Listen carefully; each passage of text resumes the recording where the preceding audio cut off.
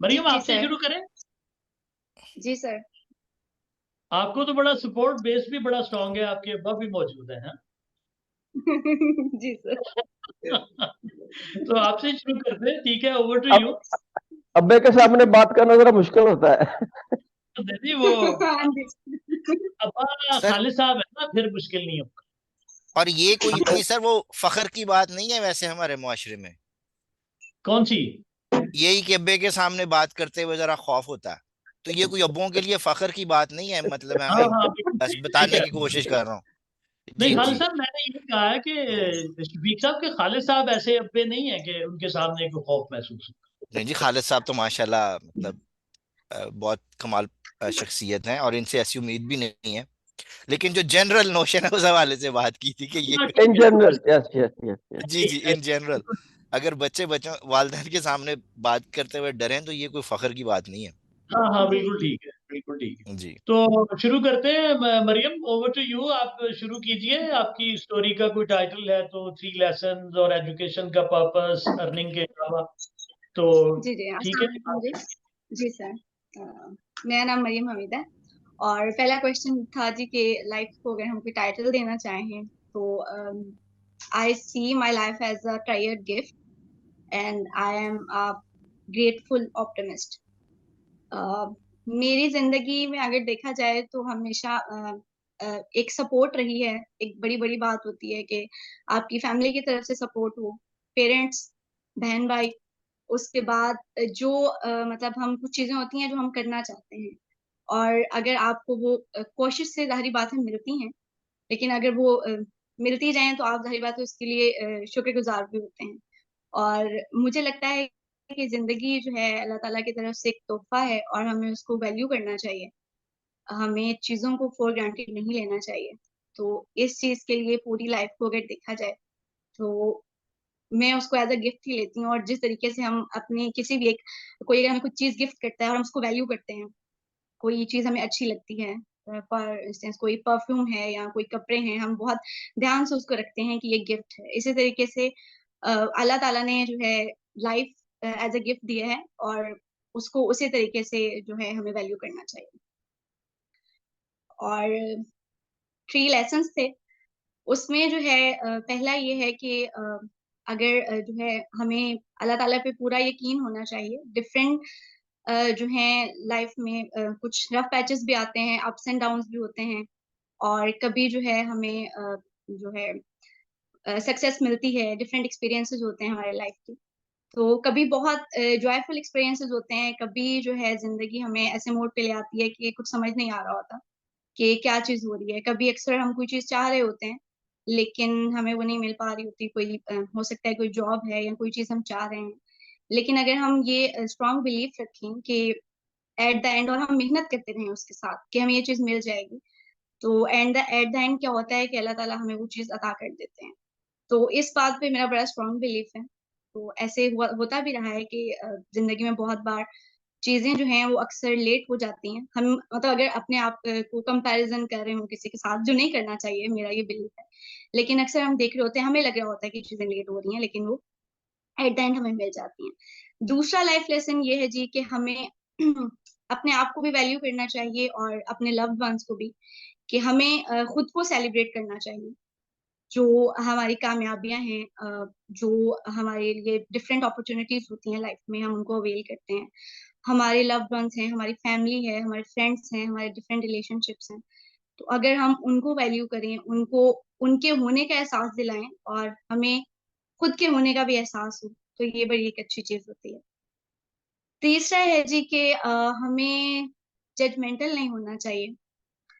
हर individual जो है वो यूनिक होता है और हर किसी की जो एक पर्सनैलिटी है, उसकी एक अपनी ब्यूटी होती है।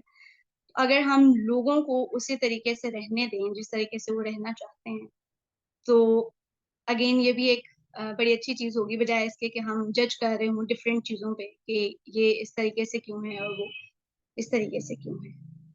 और थर्ड जो क्वेश्चन था वो ये था कि हमारा जो एजुकेशन का क्या पर्पस है other than earning source.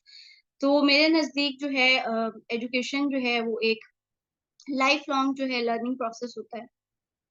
Education हमें हमें अपनी जिंदगी का मकसद पता चलता है, डिफरेंट अपॉर्चुनिटीज आती हैं हमारी लाइफ में, और हमें जो है उसको गुजारने का तरीका आता है। सोशल अवेयरनेस भी मिलती है एजुकेशन से, और सेल्फ अवेयरनेस भी मिलती है। हमें अपनी स्ट्रेंथ्स पता चलती हैं, वीकनेस पता चलती हैं, अपनी स्किल्स को हम इम्प्रूव कर सकते हैं। और सोशल अवेयरनेस से हमारे अंदर एक्सेप्टेंस आती है, दूसरों को लिए हमारे अंदर टॉलरेंस आती है। हमने आपका जो पूरा एक जिंदगी गुजारने का तरीका होता है, उसको हम लेके चल सकते हैं अगर कोई एजुकेटेड है। और दूसरी तरफ अगर बात की जाए अर्निंग, तो वो एक मैटर ऑफ चॉइस है कि आप अर्न करना चाहते हैं या नहीं। जैसे मेरी अगर एग्जांपल ली जाए तो मैं एक टीचर भी हूँ, लेकिन अगर मैं अर्न ना कर रही हूँ, तो जैसे मैं एक डाइटिशियन हूँ, तो मैं अपनी स्किल्स को यूज कर सकती हूँ अपने लिए, अपने घर वालों के लिए, और अपने इर्द गिर्द मेरे जितने भी लोग हैं, अपने फैमिली के लिए। ऐसे ही अगर कोई जो साइकोलॉजिस्ट है, तो अगर वो अर्न नहीं भी कर रहा, तो वो उस तरीके से अपनी फैमिली के बिहेवियर को, अपने बिहेवियर को, और सोसाइटी में एक वो जो है इम्पोर्टेंट रोल प्ले कर सकते हैं अर्न के बगैर। तो मेरे नजदीक जो है वो एजुकेशन का ये पर्पस। बहुत शुक्रिया मरियम, बहुत शुक्रिया, थैंक यू वेरी मच। तो अब नेक्स्ट जो है मेरा ख्याल है शुमाइला की तरफ ही जाना पड़ेगा। जी शुमाइला। अच्छा मरियम, आप हमारे साथ रहिएगा, आप पैनल में हैं, तो क्वेश्चन आंसर सेशन में आपसे रिलेटेड कोई भी क्वेश्चन होगा तो फिर आप उसको एड्रेस करेंगे, ठीक है? जी सर।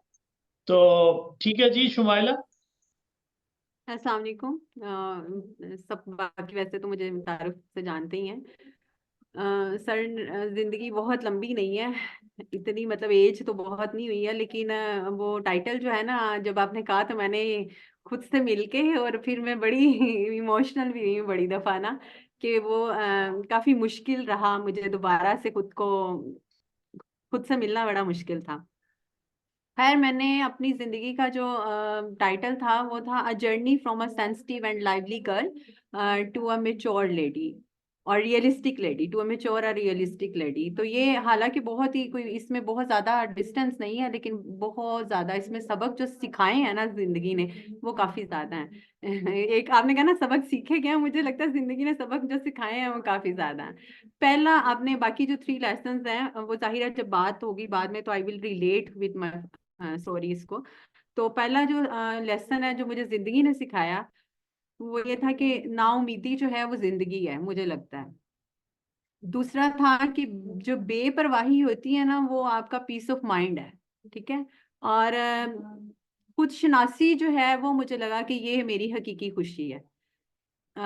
ये 3 सबक मुझे जिंदगी ने सिखाए हैं, और काफी इसने मुझे जो अच्छी तरह सिखाए हैं। उसके बाद एजुकेशन क्या है मेरे लिए, मुझे लगता है कि ये मुझे इसने वो रोशनी दी है जिससे मैं ना रंगों को बड़े अच्छे से देखती हूँ, दुनिया के रंगों को ना, उसमें जो कलर्स हैं, हर तरह के रंग है ना, तो हर तरह के रंग जो है ना, वो मुझे ये तालीम ने दिखाए हैं। पहले भी थे, लेकिन शायद वो ब्राइटनेस और वो विजन वो नहीं था जो एजुकेशन ने दिया। इसके अलावा जब अगर मैं एजुकेशन का सोचूं तो मुझे लगता है बहुत सारे बैरियर्स जो है ना, ये एक एक करके उठाती चली गई। तो ये अर्निंग से जो है ये बहुत मतलब आगे वाला जो है ना, ये एक सफर है एजुकेशन का। तो ये हासिल कुल है।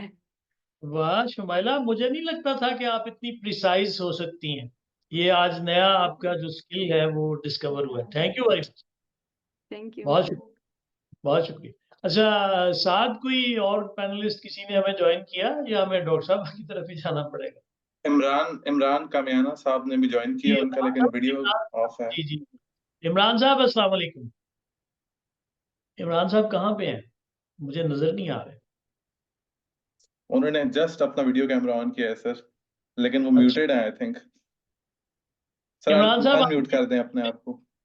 अनम्यूट कीजिए फिर और कैमरा भी ऑन करें जरा, हम आपको देख सकें, मैं तो नहीं देख पा रहा। हम्म,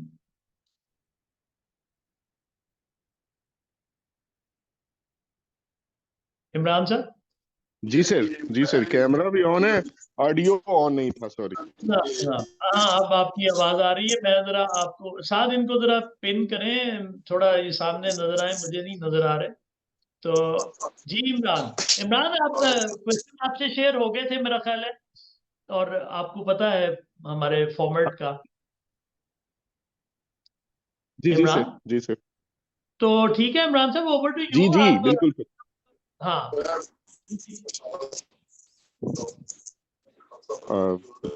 चलिए बहुत शुक्रिया जी। जी, मैं अब आपको अ, देख सकता मेरा हूँ। ख्याल है कि मैं करूँ शुरू सर?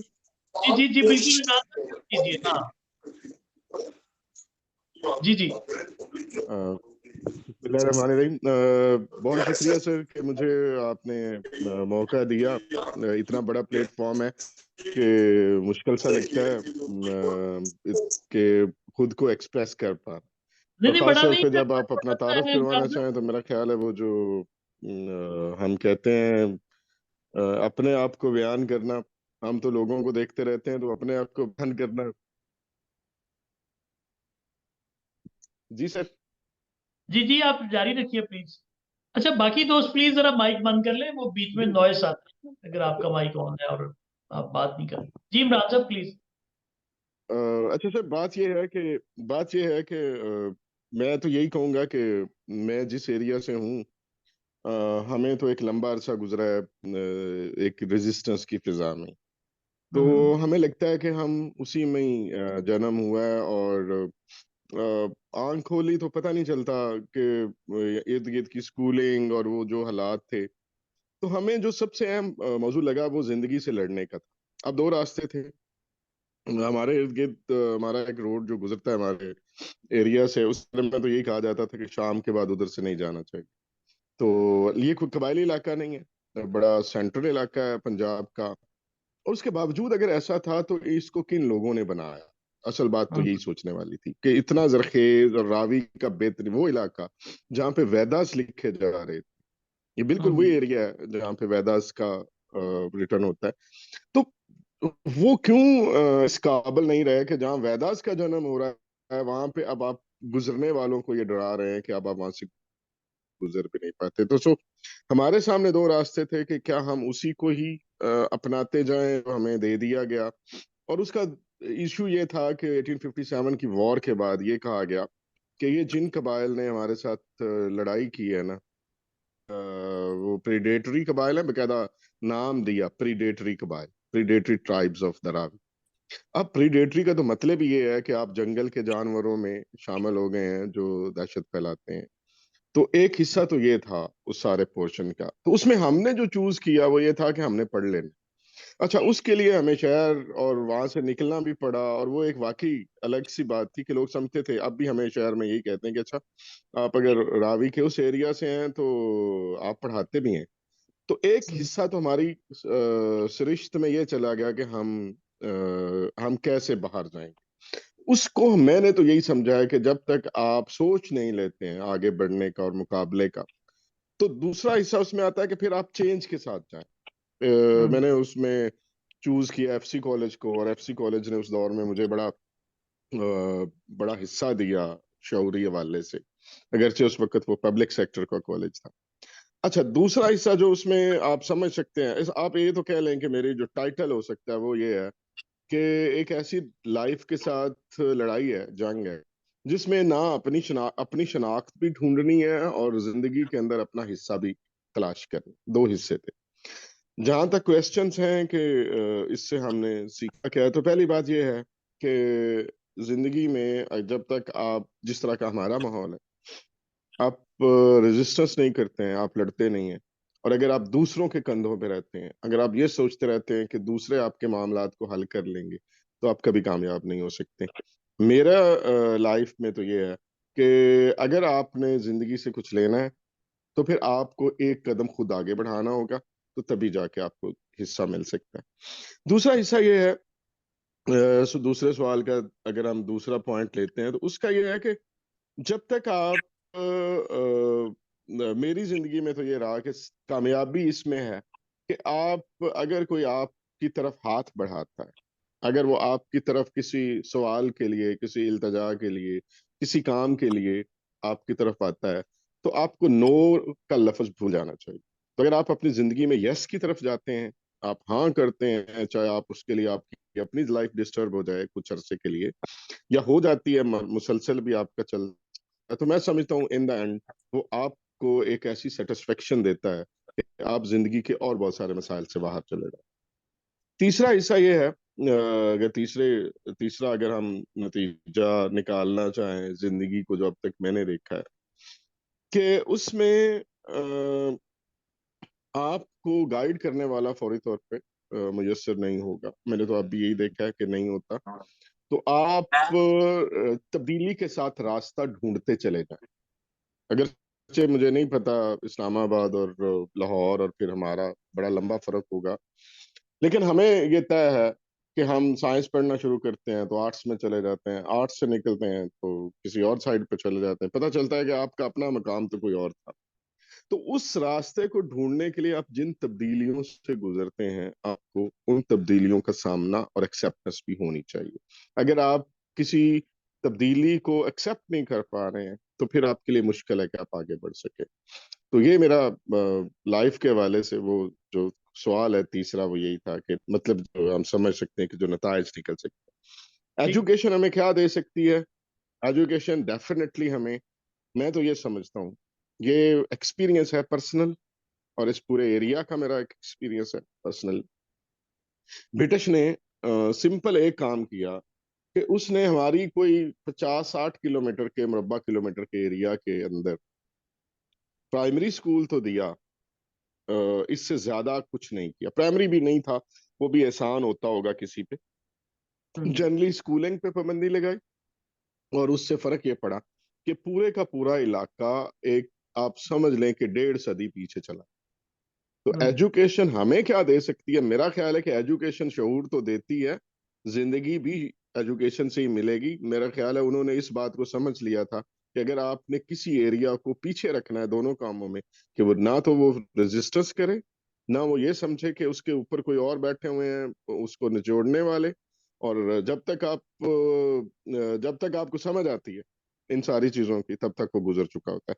तो एजुकेशन इनफैक्ट आपको जिंदगी पूरी ही दे के जाती है, और खास तौर पे वो गलबा अगर आपने आपको किसी ने पीछे रखना है। जनरली ये बड़ा आम सा पॉइंट सारे ही समझते हैं, लेकिन मैं चूंकि उस सारे मंजरनामे का हिस्सा हूँ पिछले 150 साल से, तो मुझे पता है कि वाकई ऐसा होता है। क्योंकि फिर आप अपनी फाइनेंस गुम कर बैठते हैं, और फाइनेंस ढूंढने के लिए फिर आप अगर चोरी और डाके पे जाते हैं, तो फिर जाहिर है वो अपने आप को जस्टिफाई करते हैं कि हम ठीक कर रहे हैं। तो डेफिनेटली एजुकेशन आपको इन सारी चीजों से निकाल के फाइनेंस की तरफ जब लेके जाती है, तो आप लाइफ को किसी और वे में देखते हैं। तो मेरा एक्सपीरियंस तो यही है कि जनरली आखिर में यही कि मैंने अपनी जिंदगी को के अंदर यही 2 चीजें मुसलसल रखी हैं कि आगे बढ़ना है तो रजिस्ट करते हुए खुद से कदम बढ़ाएं, और अगर कोई आपकी तरफ आता है तो आप यस करें और उसका हाथ पकड़ें। Thank you. वाह, बहुत अच्छे डॉक्टर इमरान साहब, थैंक यू वेरी मच। तो हमारे साथ रहिएगा, आपसे सवालात जी यकीन कुछ ना कुछ तो फिर जी आप चाहिए। जी सर, मौजूद हूँ, मैं मौजूद हूँ सर, मौजूद हूँ। बहुत शुक्रिया। अम, मेरा ख्याल है कि डॉक्टर साहब ही हैं अब पैनल में, और बाकी मैं देख रहा हूँ कि किशोर भी नहीं है और भी कोई नहीं है। साथ कोई है उनमें से और बाकी इस टाइम? नहीं सर, और कोई भी नहीं है। तो ठीक है, फिर कोई बात नहीं है, हम डॉक्टर साहबा की तरफ चलते हैं, और डॉक्टर साहबा से बाद में सवाल जवाब काफी सारे होंगे, तो बाकी दोस्तों से भी होंगे। तो डॉक्टर साहबा, over to you, doctor Iram. Thank you so very much, and I'm so touched by all these stories, Mariam की, शुमाइला की, and अभी जो लास्ट हमारे स्पीकर थे इनकी भी। और मुझे सुन के लगा कि मोर और लेस हम सब की स्टोरीज में बड़ी कॉमन पॉइंट्स हैं। ऐसे लग रहा है कि मेरी स्टोरी शुमाइला सुना रही है या मेरी स्टोरी मरियम सुना रही है। So I'm so happy that I'm sitting with awakened people and जो लोग becoming process का हिस्सा हैं। मैं अगर अपनी स्टोरी, अपनी लाइफ को पीछे मुड़ के देखूं, तो मुझे लगता है कि it's a story of a brave heart, heart इसलिए कहूंगी क्योंकि इंसान का जो दिल है ना वो मुश्किल काम करा सकता है, दिमाग मुश्किल काम नहीं करा सकता। और दिमाग हमेशा प्रॉफिट लॉस और नफा नुकसान और मेरा फौरी नफा क्या होगा, फौरी मुझे क्या क्या चीजें मिलेंगी। तो दिल जो है वो आपको ऐसे फैसले लेने पे हिम्मत देता है, ऐसी करेजियस चॉइसेस लेने में हेल्प करता है जो कि शायद अनइमेजिनेबल या अनथिंकेबल होती हैं। तो मैं भी एक, जिस तरह से इमरान कह रहे हैं कि ऐसे रूरल बैकग्राउंड से हूँ जहाँ पर जिसको बहुत ज्यादा डिफिकल्ट एरिया पंजाब का माना जाता है, और वहां पर एक औरत का पढ़ाई करना, फिर पढ़ाई करके काम करना और फिर एक अपनी independent life banana was one of the most unimaginable story. तो मुझे लगता है कि उसमें बहुत सारी पेन्स भी थी, बट उन पेन्स ने मेरे दिल को बहुत मजबूत किया। और मैं आज भी जब अपनी वर्कशॉप्स और काउंसलिंग सेशंस करती हूँ तो मैं हर बंदे को ये कहती हूँ कि आपकी असल ताकत दिल है, और जितना दिल आप मजबूत रखेंगे उतनी अच्छी जिंदगी आप गुजार सकेंगे, क्योंकि वो ही दिल है जो कि आपको, जो इमरान कह रहे थे कि नो ना कहें, देने वाला बनाती है, लेने वाले से आप देने वाले बन जाते हैं। तो जब तक दिमाग से सोचेंगे आप हिसाब किताब में रहेंगे, और दिल से सोचेंगे तो फिर आपकी जिंदगी में अबंडेंस है, यानी कोई कमी नहीं होने वाली आपकी जिंदगी में। और जो लेसन्स हैं उसमें मैं 3 लेसन्स मेरी जिंदगी के बड़े डोमिनेंट हैं। एक तो रेजिलियंस है, जो कि आप में से मोस्ट ऑफ स्पीकर्स ने भी कहा। मैंने रेजिलियंस इस तरह से देखी, जिसको इमरान ने रेजिस्टेंस कहा, मैं उसे रेजिलियंस कह रही हूँ। समझें कि हमारी स्टोरी सबकी एक ही है लेकिन लैंग्वेज सबकी फर्क है। तो मैं रेजिलियंस इसलिए कह रही हूँ क्योंकि मैंने अपने हालात में गिव अप नहीं किया। अगर मैंने एक चॉइस ली जो मुझे ठीक नहीं लगी, मुझे लगा मैं किसी और तरह से अपनी जिंदगी गुजारना चाहती हूँ, तो उसके लिए जो बर्दाश्त करना और जो हौसला मंदी की रिक्वायरमेंट थी, वो फिर आप रेजिलियंट होके उसके कॉन्सिक्वेंसेस को फेस करते हैं। तो पीछे मुड़ के मैंने जिंदगी में नहीं देखा। मैंने हमेशा एक फैसले के बाद दूसरा और दूसरे के बाद तीसरा आगे ही देखा है, और जो भी उसकी मुश्किल आई है उसको ओवरकम करने की कोशिश की है। तो रेजिलियंस मैं पढ़ाती भी हूँ, मेरी पीएचडी में सेल्फ एस्टीम और रेजिलियंस में मैंने मेजर्स किए हैं। और जब मुझे पता चला कि ये पढ़ाई जाती है और ये एक बड़ी पॉजिटिव साइकोलॉजी की फील्ड है, तो मुझे लगा ये तो मैंने पहले सीखी है, जिंदगी ने पहले मुझे ये सिखाया, अब मैं इसकी थ्योरी पढ़ रही हूँ। तो प्रैक्टिकल मैंने पहले किया है और थ्योरी बाद में पढ़ी है। अच्छा जी, दूसरा लेसन जो है वो मैंने एक्चुअली नोट्स बना लिए थे, क्योंकि जब मैं बोलती हूँ तो मुझे ख्याल नहीं रहता कि कितना वक्त गुजर गया। जी, एक और अहम बात जो मैंने जिंदगी में सीखी है कि एबिलिटी कुछ नहीं होती, सिर्फ डिजायर होती है। अगर आप ये सोचें कि मैं कितनी काबिल हूँ, मैं ये कर सकती हूँ, नहीं कर सकती हूँ, ये सोच में जब आप पड़ गए तो फिर आपका वो मौका चला जाएगा। आपके दिल के अंदर एक ख्वाहिश और शौक सब कुछ है। अगर तो आपको एक चीज करने का शौक है, एक मुकाम तक पहुंचने का शौक है, तो फिर आप किसी भी एबिलिटी को हासिल करने के लिए अपनी पूरी जद्दोजहद करेंगे। लेकिन जिस दिल में ख्वाहिश या शौक नहीं है लेकिन वो बहुत केपेबल पोटेंशियल माइंड रखता है, मेरा ख्याल है बहुत दफा काबिल लोग भी अपनी ट्रू पोटेंशियल पर नहीं पहुंच पाते। तो अगर आप में से बहुत सारे लोग ये सोचते हैं या सोच रहे हैं कि जी मैं इस काबिल नहीं हूं कि ये काम कर लूं, तो अब पहले अपने शौक को ताजा करें, उस तमन्ना को ताजा करें जो आपको इस तरफ पुश करे कि सीख लो। मैंने जिंदगी में कुछ भी, मैं कोई ब्लेसेड सोल नहीं हूं, मैंने almost every single thing I have learned it, क्योंकि मैं सीखना चाहती थी। जब मैंने काम करना शुरू किया 17 साल पहले, तो मुझे कुछ नहीं आता था, तो अंग्रेजी भी सीखी मैंने, जितनी पढ़ाइयां भी कर सकते थे वो भी की, लेकिन ख्वाहिश थी कि मैंने अपने पैरों पर खड़े होना है और इंडिपेंडेंट बनना है, एम्पावर्ड बनना है। तो मेरा मैसेज ये है कि एबिलिटी कुछ नहीं होती, डिजायर सब कुछ है। तीसरा मेरा जो लेसन है वो मेरा ख्याल है कि अनलर्निंग में आप लोगों ने एक क्वेश्चन, शाहिद साहब के बड़े इंटेलिजेंट क्वेश्चंस होते हैं, तो एक क्वेश्चन था कि कोई चीज आपने सीखी है या कोई चीज लर्न की है या अनलर्न की है। तो मैंने अपनी जिंदगी में अनलर्न किया है सेल्फ हेट को। यानी मैं एक ऐसे ट्राइब से हूँ जहां पर मिसोजिनिस्टिक व्यूज मेरी नस्ल में, मेरी जनरेशंस में, एंसेस्टर्स में औरतों के अगेंस्ट नफरत मौजूद थी और मेरे जीन्स में भी ये नफरत आई थी। और मैंने कोशिश की है, अभी मैं ये नहीं कह सकती कि मुकम्मल तौर पे मैंने इरेडिकेट कर दिया है, बट मुझे लगता है कि अब मैं सेल्फ लाइक की तरफ जा रही हूँ। मतलब मैंने सेल्फ हेट को शिफ्ट किया है सेल्फ लाइकिंग की तरफ। और उसकी एग्जांपल ये होगी कि सेल्फ हेट क्या है, हर तरह का इंफीरियर कॉम्प्लेक्स है, हर तरह का ओवर अचीवमेंट का यानी परफेक्शनिज्म का complex, self abuse, self sabotaging behaviours. आप सबको प्लीज कर रहे हैं बट अपनी जात की प्राइस पे सबको प्लीज कर रहे हैं। तो मैं चाहती हूँ कि हम दूसरों को जरूर बहुत वैल्यू दें बट अपनी जात को भी उतनी ही रिस्पेक्ट एंड रिगार्ड दें जितने के दूसरे रखते हैं। तो मैंने मेरी जो एंसेस्टर्स और जनरेशंस में सेल्फ हेट्रेड थी, सेल्फ क्रिटिसिज्म था, मैं उसको पहले आइडेंटिफाई कर सकी कि ये मेरा पैटर्न है। फिर उस पैटर्न को मैंने अनलर्न किया कि अब मैंने वो हरकत या वो बिहेवियर्स, वो एटीट्यूड्स नहीं रखने जिसमें नफरत अमेजी है, मेरी जात के लिए नफरत है। तो मैं एक नया मंत्रा मैंने शुरू किया कि आई एम एज वर्दी एज अदर्स। तो मैं ना किसी से सुपीरियर हूँ ना किसी से इंफीरियर हूँ, मैं दूसरों ही की तरह एक डिग्निफाइड इंसान।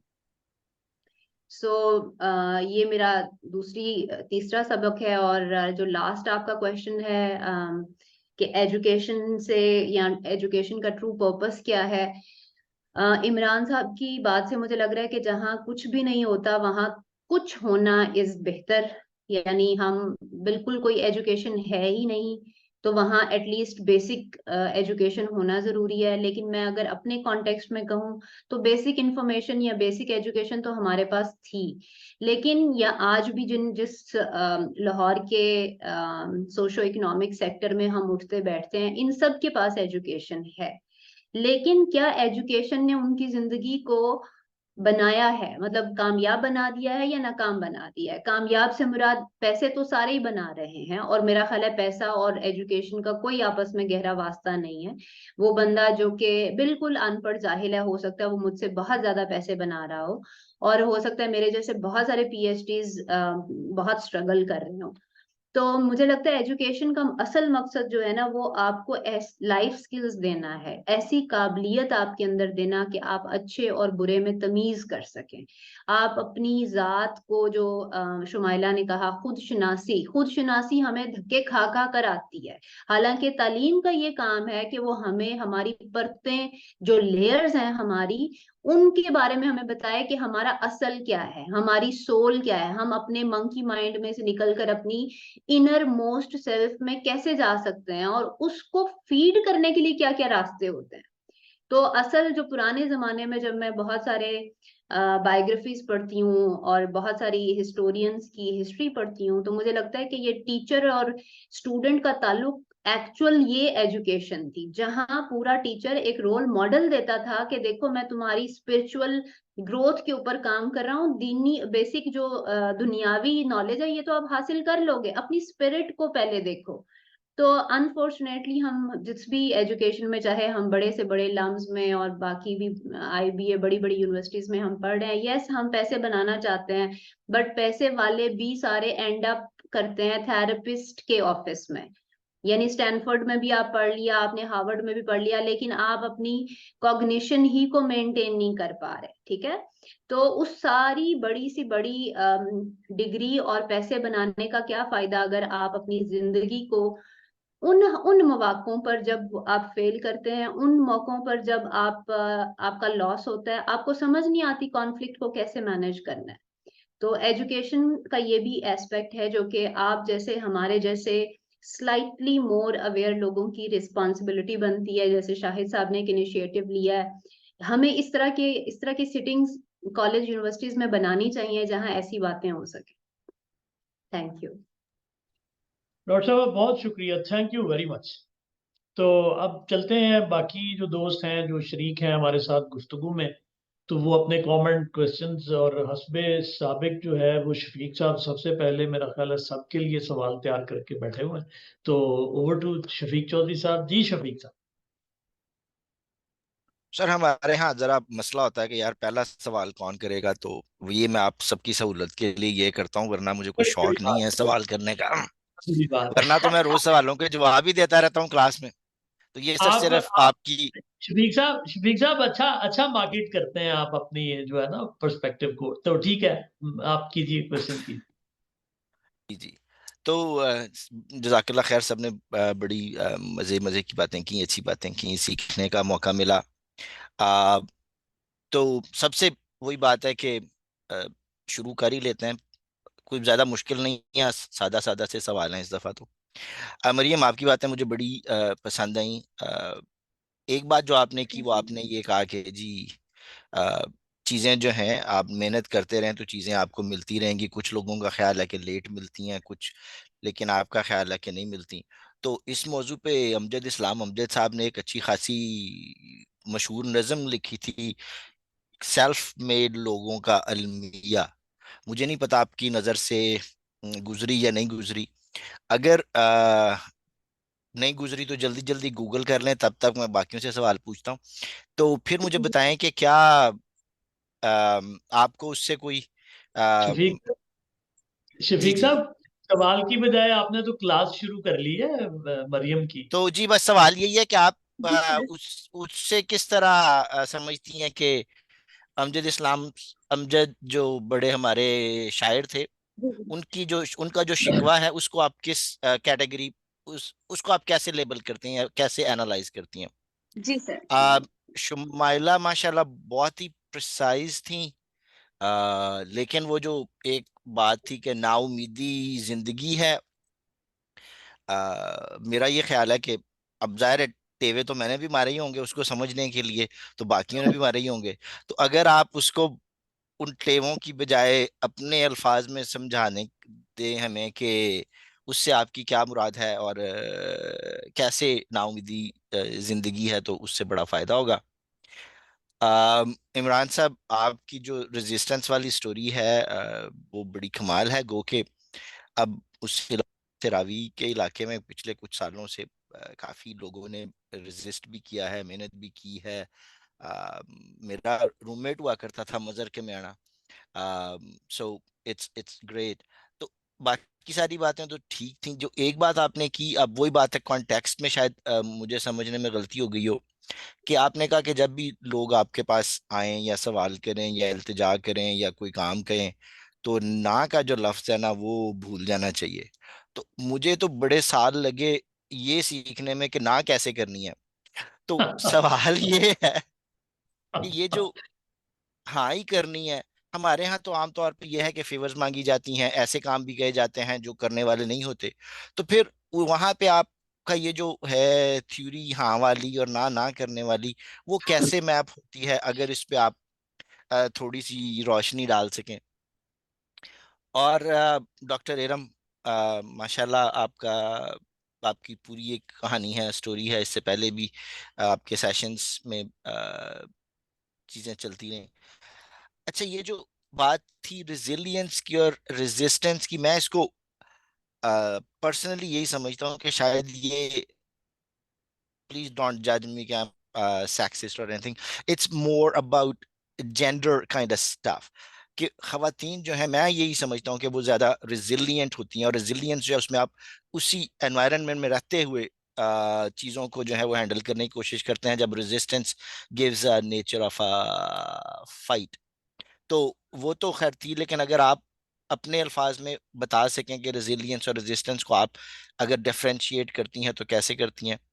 लेकिन जो असल मेरा आपसे सवाल या एक्चुअली रिक्वेस्ट है वो ये है कि जो आपने अनलर्न वाली बात की, दैट इज ऑसम। मर्द हजरात के लिए वो शायद उस तरह से नहीं, लेकिन हमारी जो यूथ में खवात खास तौर पे जो लड़कियां हैं यंग, उनके लिए ये चीज़ ज़रूरी है, क्योंकि हमारे माशरे में अगर जो चीज़ें आपको मुआशरा फीड करता रहता है, you are not good enough, how what did you do, बच्चा फर्स्ट ना आए तो पेरेंट्स ही खुश नहीं होते।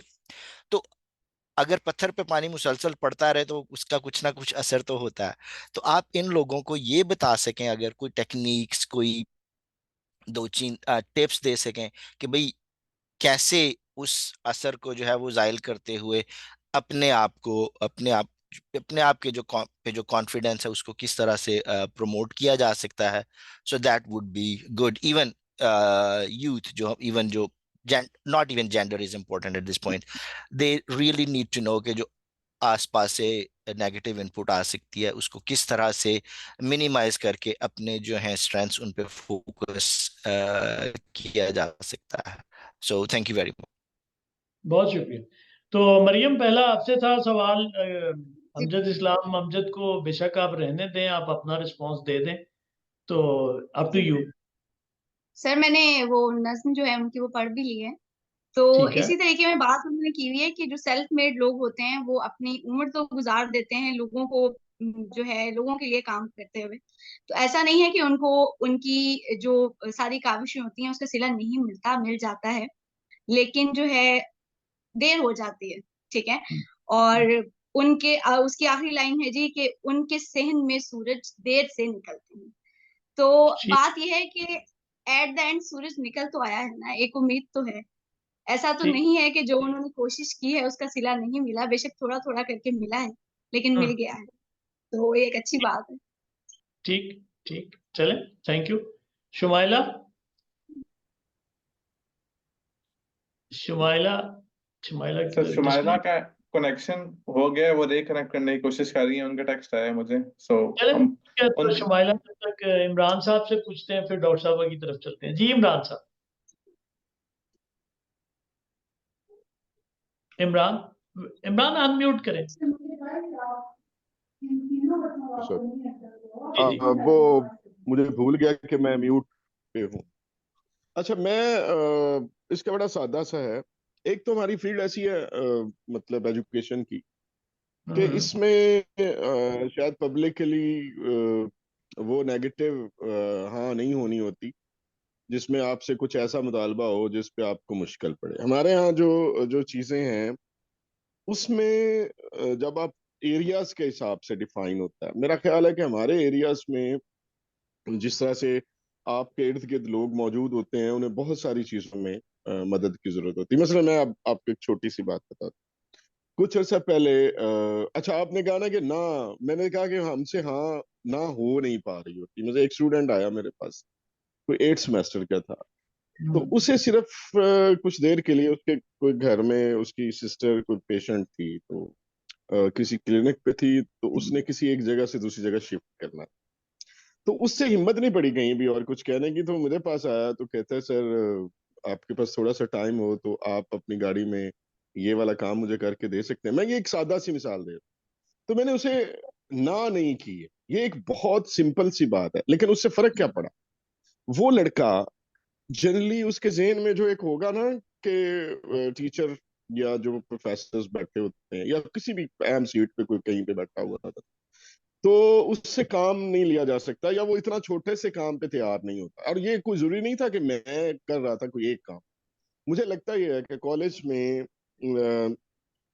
कोई भी मौजू हो, किसी भी हवाले से मैंने देखा है, बच्चों को जब मदद की जरूरत पड़ती है ना, वो वो मैंने कई दफा ऐसे बच्चे देखे जिन जो मेरी क्लासेस से नहीं। तो मैंने जब उन्हें पूछा कि आपको किसने कहा कि मेरे पास हो, कोई भी हो सकता है काम, और उसमें पर्सनल इश्यूज भी होते थे, तो उन्होंने कहा कि वो सारे इमरान सुन लेते हैं बात, तो आप उनसे जाएं, हो सकता है आपका मामला हो जाए। तो मैंने ये बहुत सारी जगहों पे देखा, उससे उनको बूस्ट मिला। और वो इतना बूस्ट मिला कि मैं उन बच्चों के अंदर खुद एतमादी आई, नेक्स्ट खुद से काम करने के लिए वो आगे बढ़े। और इस वक्त मैंने वही सर मतलब कॉलेज में हमेशा यही चीजें आगे बढ़ाने की भी कोशिश की, सवाल जवाब की सूरत में। तो उसमें अगर आपको फिजिकली भी किसी के लिए हाँ करके उसके साथ चलना पड़े तो वो चले, चाहे वो कॉलेज से बाहर है, मतलब आपके अपने एरिया से बाहर जाना पड़े या आपको अपने एरिया के अंदर रह के मदद करना पड़े। तो उसमें ये भी नहीं है कि आपके अपने एरिया से मुतल्लिक वो हेल्प है या आपके एरिया से बाहर है। जब आप हाँ के लिए तैयार है तो डेफिनेटली आपको उसमें से आहिस्ता आहिस्ता पॉजिटिविटी खुद ही मिलती चली जाती। तो मेरा ये अपना अपना पर्सनल एक्सपीरियंस है। आई डोंट थिंक सारे लोगों के साथ ये हो, लेकिन मेरा तो ठीक। ख्याल ये है कि जितना आप बेहतर हाँ की तरफ जाते हैं तो वो पॉजिटिविटी चलती। ठीक, बहुत शुक्रिया, बहुत शुक्रिया जी। डॉक्टर साहब, Thank you, Shafiq, for your excellent questions. And I must acknowledge कि आप बड़े गौर से सारी conversation सुन रहे थे। रेजिस्टेंस और रेजिलियंस को डिफरेंशिएट अगर मैंने करना हो, पहले तो अगर मैं इस लफ्ज को देखूं रेजिस्टेंस, तो resistance is a negative word in psychological context. तो मैं चूंकि उसकी निटिग्रिटीज में नहीं जाना चाहती, क्योंकि इमरान साहब की इंटेंशन, जिस इंटेंशन पे वो बोल रहे थे, वो रेजिलियंस का था। और रेजिलियंस का मतलब होता है कि आपने बाउंस बैक करना है, जो भी आपके ऊपर एक्सटर्नल प्रेशर आ रहा है, आपने वो प्रेशर कितना उसका प्रेशर बर्दाश्त किया और कितनी जल्दी आपने बाउंस बैक किया उस स्ट्रेसर में से। और जो आपका दूसरा एस्पेक्ट था वो ये था कि इसको आपने जेंडर के साथ कैसे एसोसिएट कर दिया। आई थिंक हर इंसान, चाहे वो जिस भी जेंडर का हो, हर वो चीज जो उसको सप्रेस करती है और उसकी ट्रू पोटेंशियल का रास्ता नहीं देती, तो इंसान के पास दो रास्ते होते हैं, या तो अपने हालात के साथ समझौता करके हालात ही क्या पपेट बन जाए, और दूसरी उसके पास ऑप्शन ये होती है कि जिस तरफ वो जिंदगी का धारा लेकर जाना चाहता है उसके लिए हिम्मत इकट्ठी करना शुरू कर दे, और वो फिर एक नई रियलिटी दुनिया को दिखाए कि देखो मैं 20 साल पहले ये करना चाहता था या चाहती हूँ या चाहती थी, और आज मैंने वो क्रिएट कर दी है। तो मुझे नहीं लगता कि ये कोई जेंडर स्पेसिफिक टर्म है रेजिलियंस। पेट्रियार्की आपकी पूरी दुनिया का यूनिवर्सल कॉन्सेप्ट है। वेस्ट में भी दुनिया जो है वो ट्रांसजेंडर्स के लिए, फीमेल्स के लिए और मेल्स के लिए एक जैसी नजर नहीं आती। तो ये सारों ने अपने अपने ऑब्वियसली जाविये से आपको बताना है कि मेरी रेजिलियंस की स्टोरी ये है, बट मैं उससे भी ऊपर जाकर ये समझती हूँ कि हमारी जेंडर की बेसिस पे दुनिया को देखना एक नैरो पर्सपेक्टिव है। लेकिन जब आप सोल लेवल पे जाके सबकी स्टोरीज देखेंगे तो सारों की स्टोरी एक जैसी लगेगी आपको, वहां पर फिर ये जेंडर नहीं समझ लगेगा। तीसरी चीज जो है वो ये है कि जो आपकी नफरत वाला कॉन्सेप्ट है कि हम पैदा ही सेंस ऑफ इंफीरियर कॉम्प्लेक्स के साथ होते हैं, और वो भी जेंडर बेस्ड नहीं है। अगर मैं आपको लड़कों के बारे में बात करूं कि मर्दों के अंदर कितनी इनसिक्योरिटी है, तो आप परेशान हो जाएंगे कि औरतों से कहीं ज्यादा मर्द इनसिक्योर है। सबसे बड़ी मर्द की इनसिक्योरिटी है कि वो पैसा नहीं कमाएगा तो फिर क्या होगा, और सबसे ज्यादा उसकी जो ये प्रोटेक्शन की साइड है, यानी मैं गार्डियन ना बन सका, ये रोल जो सोसाइटी ने मेरे लिए क्रिएट किया, इसमें अगर मैं फिट ना हुआ तो क्या होगा। तो ये भी हम सारों के एक कॉमन पॉइंट्स हैं, मेरे भी आपके भी। इनसिक्योरिटीज की शक्लें फर्क हैं, लेकिन हम सारे खौफजदा होते हैं, जिसकी वजह से हम ब्लेम करते हैं खुद को कि मेरे अंदर कोई मसला है जिसकी वजह से ये काम नहीं हो पा रहा। अच्छा, इसका हल क्या है? हल ये है कि शुरू से लेके, एक मैं आपको 7 साल के बच्चे की कहानी बता रही हूँ कि 7 साल में जब बच्चा बड़ा हो रहा होता है, अपना इमोशनल और साइकोलॉजिकल फ्रेम डेवलप कर रहा होता है, तो वो केयर गिवर्स के जरिए से अपनी पूरी इंटरनल वर्ल्ड क्रिएट करता है। यानी अगर अम्मा अब्बा भी अपने साथ मोहब्बत करने वाले नहीं है, लोगों को लिवरेज अपने से ज्यादा देने वाले हैं, लोगों के लिए काम करने वाले हैं, तो वो बच्चा भी नेचुरली अपना राइट एंड रॉन्ग अपने केयर गिवर से कॉपी कर लेता है। तो अगर मैंने अब देखा कि मेरी वालदा जो है वो बच्चियों के साथ डिस्क्रिमिनेशन करती हैं और बच्चों के लिए एक्स्ट्रा प्रोटोकॉल देती हैं, तो मुझे भी ये समझ में आई कि औरतें इंफीरियर हैं और आदमी यानी बेटा होना, भाई होना, मामू होना सुपीरियर है। मैंने ये कॉपी कर लिया। तो पहली बात ये है कि जिस दिन मुझे ये रियलाइज हुआ कि ये मेरी नहीं है, नॉलेज से आया, एक्सपोजर से आया, विजडम से आया, इंट्यूशन से आया, जिस भी सोर्स से, पहला पॉइंट है आपने पता लगाना है कि ये जो मेरी सोचें हैं, ये जो मेरे यकीन है, मेरे बिलीफ सिस्टम है, ये कहाँ से आए हैं। ये मुझे मेरे माँ बाप ने दिए हैं, मेरे रिश्तेदारों ने दिए हैं, मेरे दोस्तों ने दिए हैं, मेरे टीचर्स ने दिए हैं। ये किसने दिए हैं, किसने बनाए हैं? मेरे रोल मॉडल्स कौन है? जो रोल मॉडल्स होते हैं वही आपके दिमाग में साइकोलॉजिकल सीडिंग करते हैं।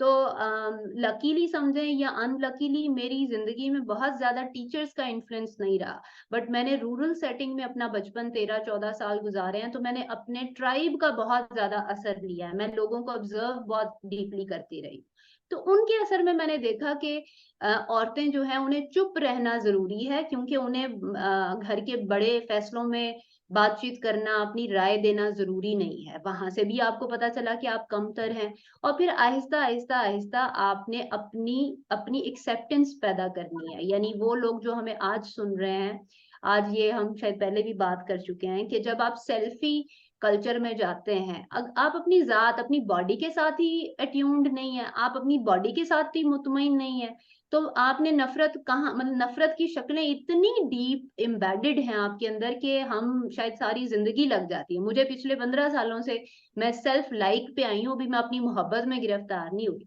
मोहब्बत से मुराद ये है कि मेरा दिल, अगर मैंने, मेरी वालदा आए और मेरी फैमिली वाले आए, उनके लिए जिस तरह मैं खाना बनाती हूँ, मैं अपने लिए वैसा नहीं खाना बनाती। ये मैं एक अदना सी एग्जांपल दे रही हूँ। हो सकता है अगर मैं अकेले खाना खाऊं तो मैं खाना ही ना खाऊं, मैं कहूँ कि चलो अंडा ब्रेड खा लेते हैं। ये भी मेरा दर्जा है, मैं अपने साथ सलूक कैसा करती हूँ।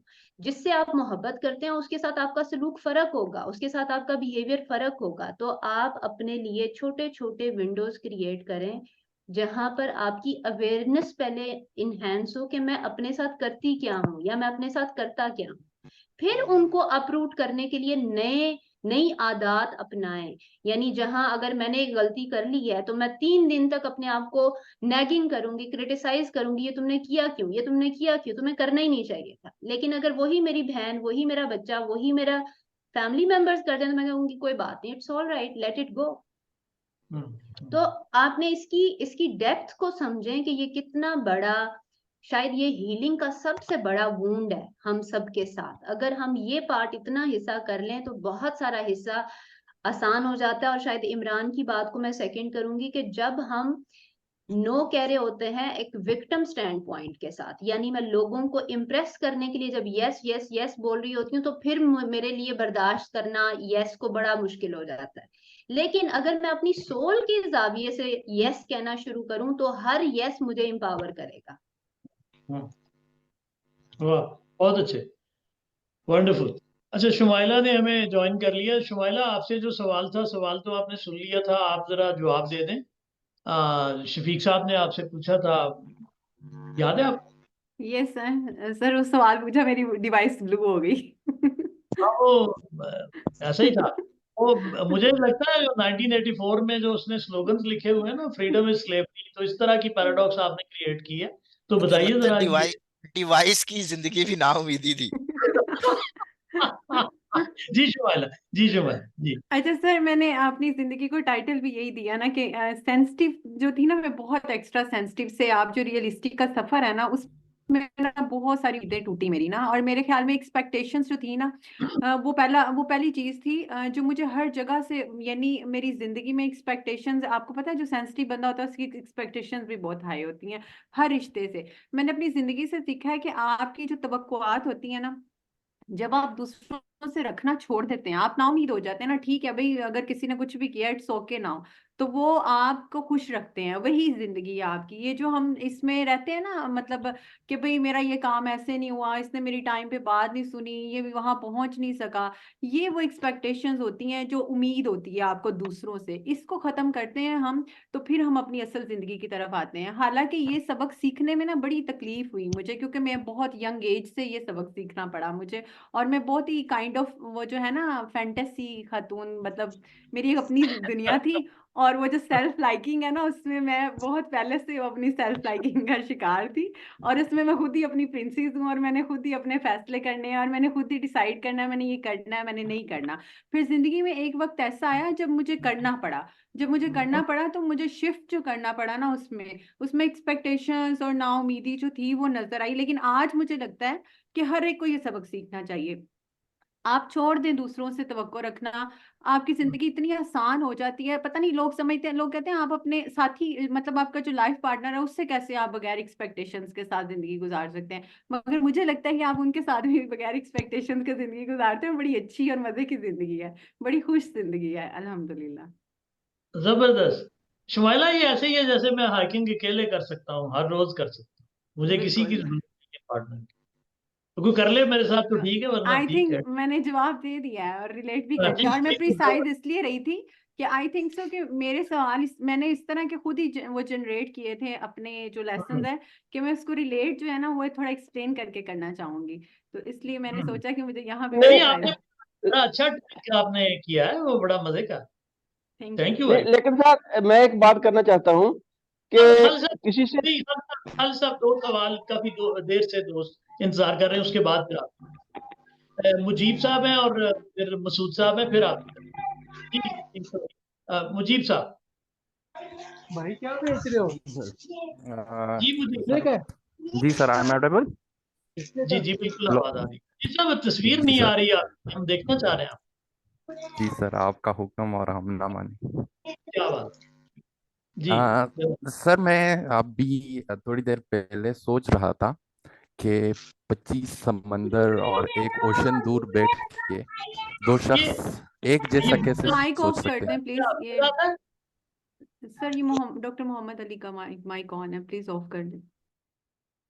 अच्छा। जी सर। सर तो जी जी। एक मिनट पहले मैं सोच रहा था कि दो हाँ शख्स 25 समंदर और वन ओशन दूर बैठ के एक साथ एक जैसा कैसे सोच सकते हैं, और फिर ग्रुप में मैंने शफीक साहब का नंबर ढूंढने की भी कोशिश की लेकिन ना मिला, क्योंकि मैंने अपने हाँ, नोट्स जो लिए थे मैं उनको वो तस्वीर सेंड करना चाह रहा था कि एग्जैक्टली आपने वो सारे क्वेश्चन पूछ लिए हैं। हम्म, तो मैम शुमाइला ने बता दिया कि नाउमीदी को वो किस पर्सपेक्टिव में देखती है, शायद हमने जैसा समझा था वो उससे अलग देख रही थी उन तमाम चीज़ों को।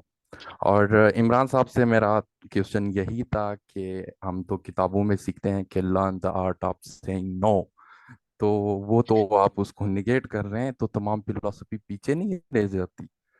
तो सर, और डॉक्टर इरम से सर मेरा तो एक ज़्यादा मेरी मुलाकात भी हुई है, और हमेशा एक जब भी मैं उनसे बात होती है या कहीं पे सुनने का मौका मिलता है तो एक इंस्पायरेशन मिलती है कि आज भी हमारे पास ऐसे लोग मौजूद हैं जो हमें सेल्फ रियलाइजेशन की तरफ लेके जा रहे हैं। और ये मेरी ऑब्जर्वेशन है कि 99.9% लोग जो है वो सेल्फ से दूर हो चुके हैं, और हम खुद को नहीं जानते, हम दूसरों को बहुत ज़्यादा जानते हैं, इसलिए दूसरों की ख्वाहिशात के मुताबिक अपने आप को डालने की कोशिश कर रहे हैं। तो क्वेश्चन अगेन शफीक साहब ने वहां से पूछ लिया था, लेकिन फिर भी एक छोटा सा टुकड़ा मेरे लिए रह गया था जो मैं पूछना चाहूंगा।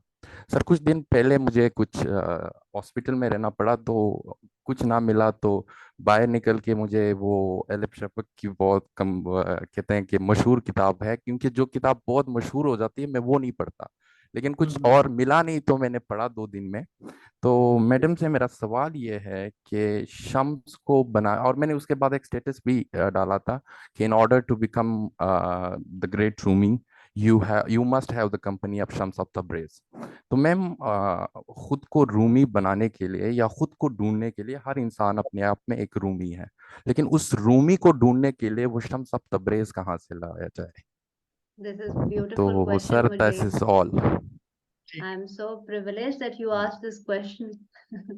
I'm so happy. यही एक थिन लाइन है मुजीब, दैट जो कि हमें जब आप सफर शुरू करते हैं ना अपनी जात को ढूंढने का, तो तब आपको इस चीज की रियलाइजेशन होती है। मैं अपने अगर जर्नी का आपको बताऊं तो मैं सोचती हूँ कि अगर ये मेरे साथ मैं इतनी लकी होती कि ऐसी कोई कंपनी मिल सकती, ऐसा टीचर मिल सकता, तो शायद मैं इस 40 इयर्स में कहीं और किसी और लेवल पर जो के पहुंची होती, और शायद वहां से और 40-50 मंजिलें मिलती, बट वो जर्नी बड़ा मजे का होता। बट अनफॉर्चुनेटली हम ऐसे स्पिरिचुअल क्राइसिस में से गुजर रहे हैं जहां पर ब्लाइंड लीडिंग द ब्लाइंड तो है, बट अवेकेंड लोग जो है ना वो किसी की जिम्मेदारी लेने के लिए तैयार नहीं है। मतलब मैंने खुद बहुत सारे लोगों को रीच आउट करने की कोशिश की है कि शायद हमें जिसको हैंड होल्डिंग कहते हैं, अप्रेंटिसशिप कह लें, या जिनके साथ प्यूपलेज कह लें कि जी ओकेजनल अकाउंटेबिलिटी पार्टनरशिप हो जाए, और जिनको हम सर्विसेज प्रोवाइड करते हैं, मेरी भी यही नियत होती है कि आप उनकी जिंदगी को थोड़ा बेहतर बना सकें। तो हमें कई दफा वो स्टूडेंट नहीं मिलते, और जो टीचर्स हम ढूंढना चाहते हैं वैसे टीचर्स नहीं मिलते। लेकिन आपको ये जर्नी कंडीशनड नहीं है मुजीब। अगर आपकी लॉ यानी आपका शौक का दिया जलता रहेगा, तो फिर अल्लाह ताला जो आपके अंदर का इनर गाइड है ना, वो जाग जाता है। फिर God himself is your teacher. तो कभी कभी वो ऐसे किसी सोर्सेज से हमें मिलवा देते हैं जहां से हमें थोड़ा सा एक पुश मिलता है और हम एक स्टेप ऊपर चले जाते हैं।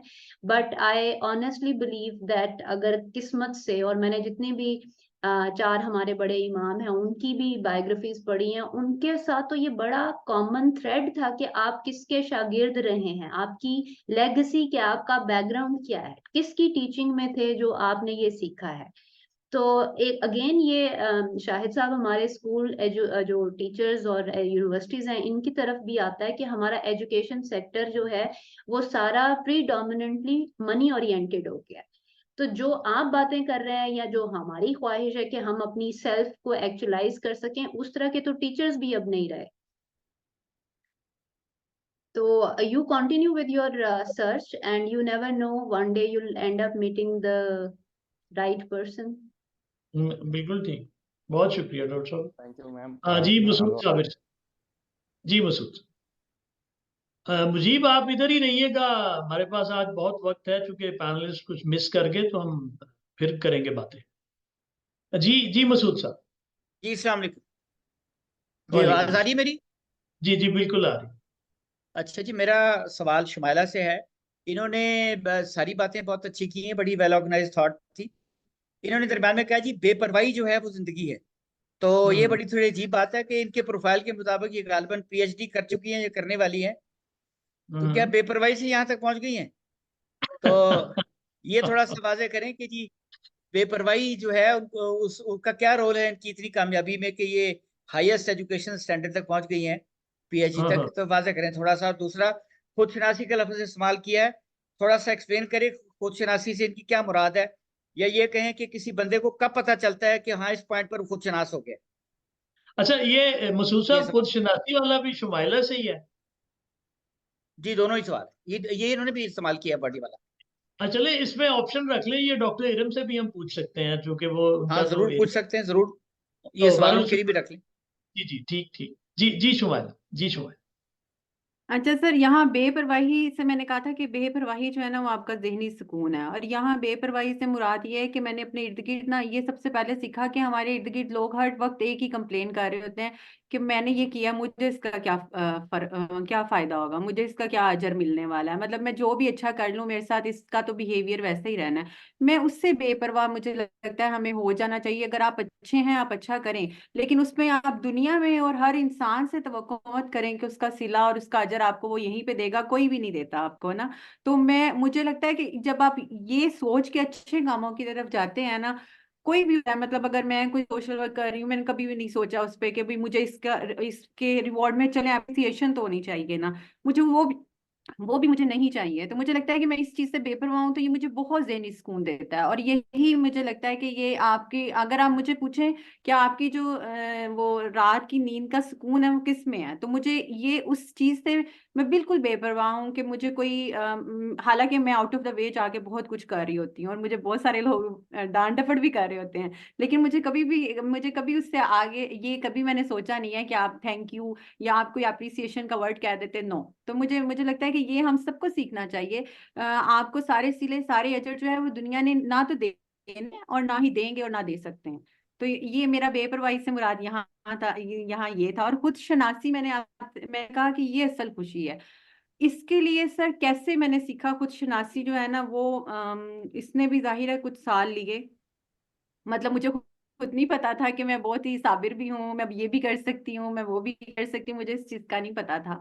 मैं बहुत ही लाइवली और बहुत ही मतलब एक मतलब यू कैन से कि बड़ी हंसने वाली और खेलने वाली और बस ये टोटल लाइफ थी। लेकिन जब जिंदगी के जाहिर है मुख्तलिफ अदवार देखे और इसमें फिर मुझे पता चला कि मेरे अंदर तो ये भी हिम्मत है, मेरे अंदर तो ये भी सलाहियत है। आहिस्ता आहिस्ता से अब शायद वो वक्त आया है जब मुझे पता चला कि मेरी खुशी कहाँ है। पहले तो जाहिर आप स्ट्रगल होती है, आपकी वो सलाहियतें बाहर आ रही होती हैं, उसके बाद जो है अब मैंने खुद को पहचाना, मुझे लगता है मेरी खुशी कहाँ है। जैसे आप लोगों के साथ बैठना मेरी खुशी है, इसके लिए मेरा वक्त निकालना। मैंने अपने इंट्रोडक्शन में भी इसका जिक्र किया था कि जो है मेरे लिए जो पूरा, अगर आप कहें कि आपका पूरा एसेट क्या है, आपके पास अभी जिंदगी ने आपको दिया गया है, तो ये जो मेरे सारे सोशल टर्म्स हैं और जिनके साथ बैठ के मैं खुश होती हूँ और जिनमें बैठ के मुझे लगता है मैं फिट हूँ यहाँ पे, ये मेरा पूरा अहसास है। और ये मैंने खुद से पूछ के और खुद को जान के कि ये मुझे खुशी कहाँ कहाँ मिलती है, मैंने खुद अपने लिए कशीद किए हैं। तो इस खुद शनासी से मेरा मतलब थोड़ा सा डिफरेंट था यहाँ पे। गुड चलें, Shumaila. That's very good, thank you. शुक्रिया। तो जरा इसके ऊपर पर्सपेक्टिव डॉक्टर इरम साहबा का भी ले लें, कुछ नासी से उनका क्या व्यू है इसके ऊपर, काइंडली। ठीक, थैंक यू। मुझे तो लगता है कि खुद शनासी कब पता चलती है, जब आप अपने खुद फरेबी को पहचान लेते हैं। जितने हम फरेब अपने आप को देते हैं और फिर इतने लंबे चौड़े फरेब देते हैं, पहले तो जब आप इनको देखें कि ये कोई बाहर से आपके साथ धोखा फ्रॉड नहीं कर रहा, हम अपने साथ ही बहुत सारे धोखे फ्रॉड कर रहे होते हैं, अपनी रियलिटीज अपने ट्रूथ्स को ऑन नहीं करते। तो जिस दिन आप ये पहचान लें कि ये मैं खुद अपने आप को फरेब देता हूँ, वो आपका पहला स्टेप होगा टुवर्ड्स सेल्फ नॉलेज। और फिर ये एक never ending pool of knowledge है, ओशन ऑफ नॉलेज है, जिसमें जितना आप अपने आप को डीलेयर करेंगे उतना ही ज्यादा बड़ा पेंडोरा बॉक्स खुलेगा।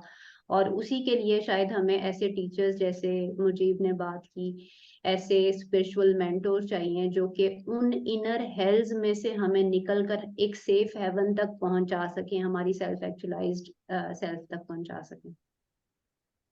जी बहुत शुक्रिया जी, बहुत शुक्रिया, थैंक यू।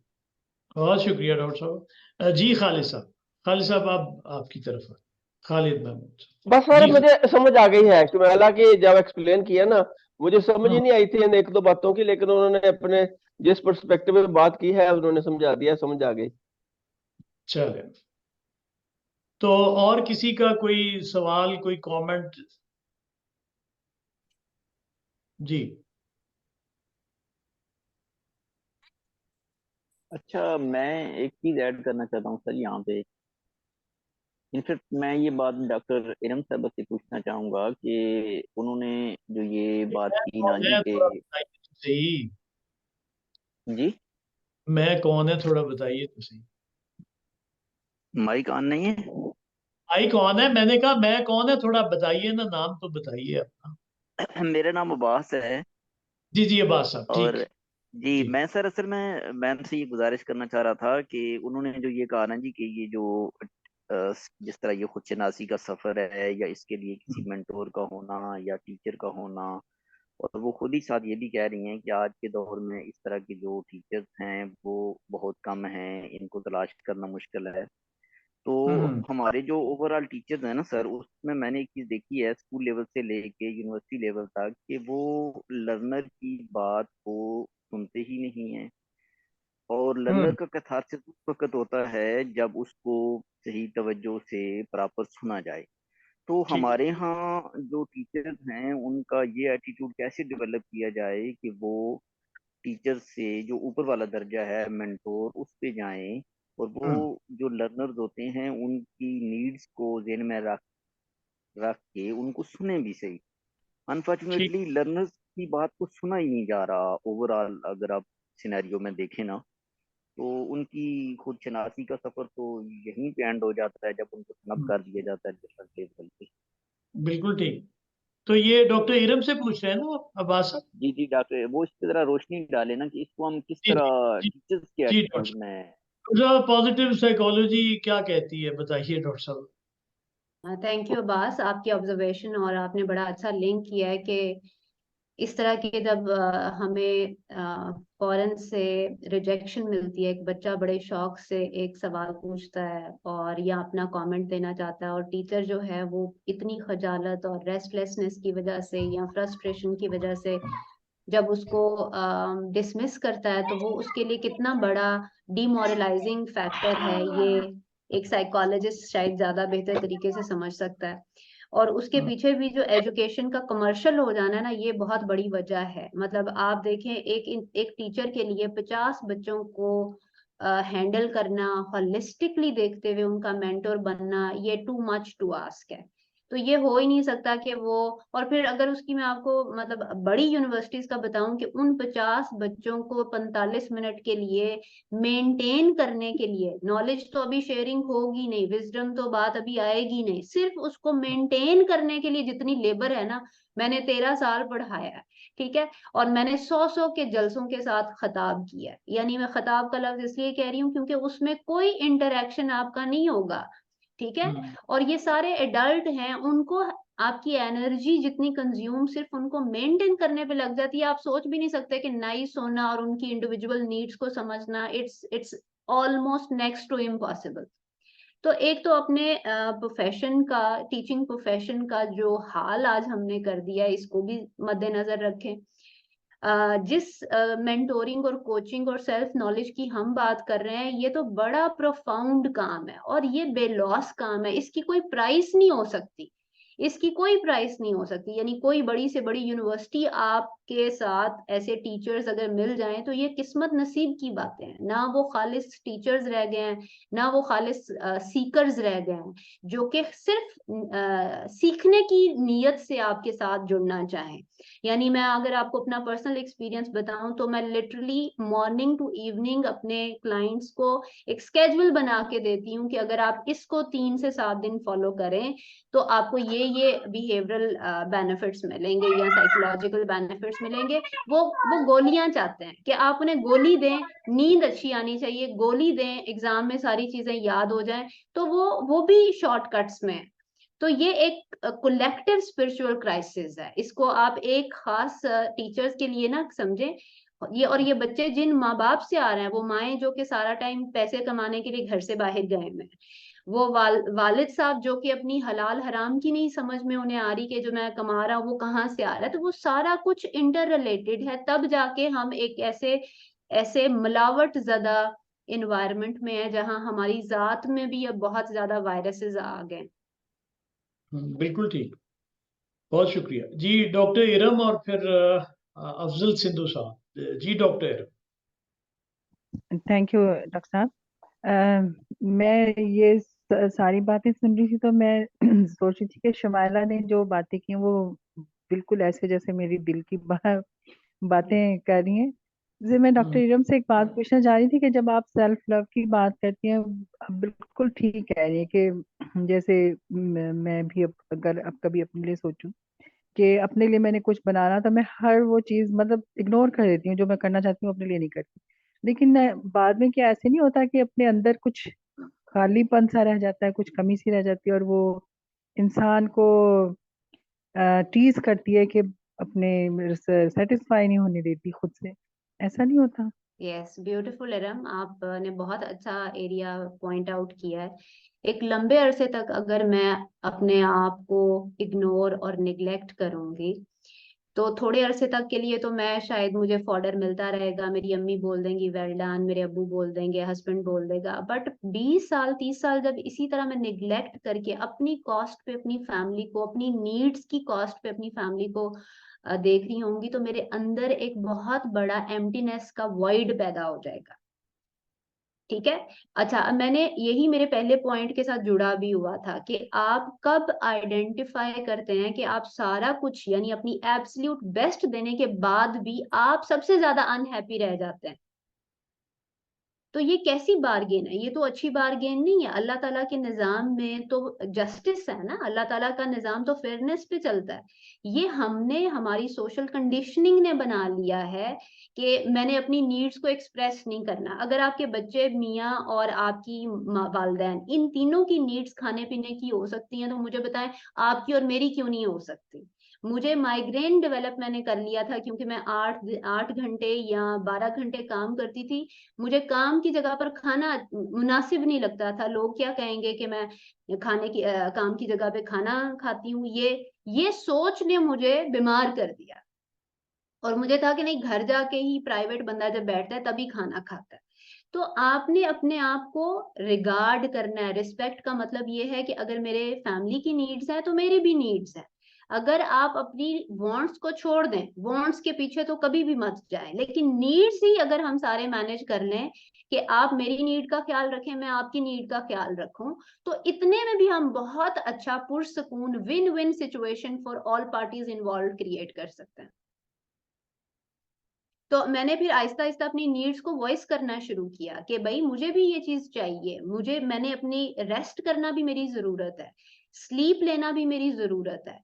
मैंने अपने लिए, आज अगर सारे लोग संडे काम कर रहे हैं, मर्द हजरात, और इतवार को वो छुट्टी मना रहे हैं, तो बीवी को भी एक दिन जो है वो रिलैक्सेशन का चाहिए, जिसमें वो वेकेशंस पे जा रही है या जहां वो काम नहीं कर रही, या मियाँ साहब एक दिन कुकिंग कर लें, इट्स ऑल राइट। वेस्ट में जाते हैं, इमिग्रेशन कनाडा की चाहिए, वहां सारे कोई रोल्स नहीं रह जाते, फिर पता चलता है सरवाइव करना है।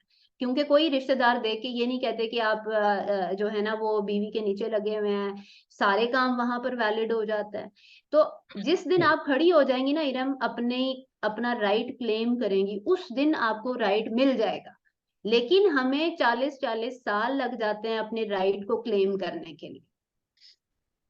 बिल्कुल सही है। इरम, आज गौरी साहब हैं हमारे साथ? नहीं है सर, वो उनका भाई जो है मेरा देवर इलेक्शन लड़ रहा है और वो उनकी ठीक। कैंपेन में बड़े मसरूफ हैं। तो आप इसी वजह से लिबर्टी ले रहे जी, उन्हीं को पता है, सवाल नहीं करती। सही अच्छा, कह रहे हैं। अच्छा, अच्छा, बहुत शुक्रिया। अच्छा, अफजल साहब जी, अफजल साहब। अस्सलाम वालेकुम सर।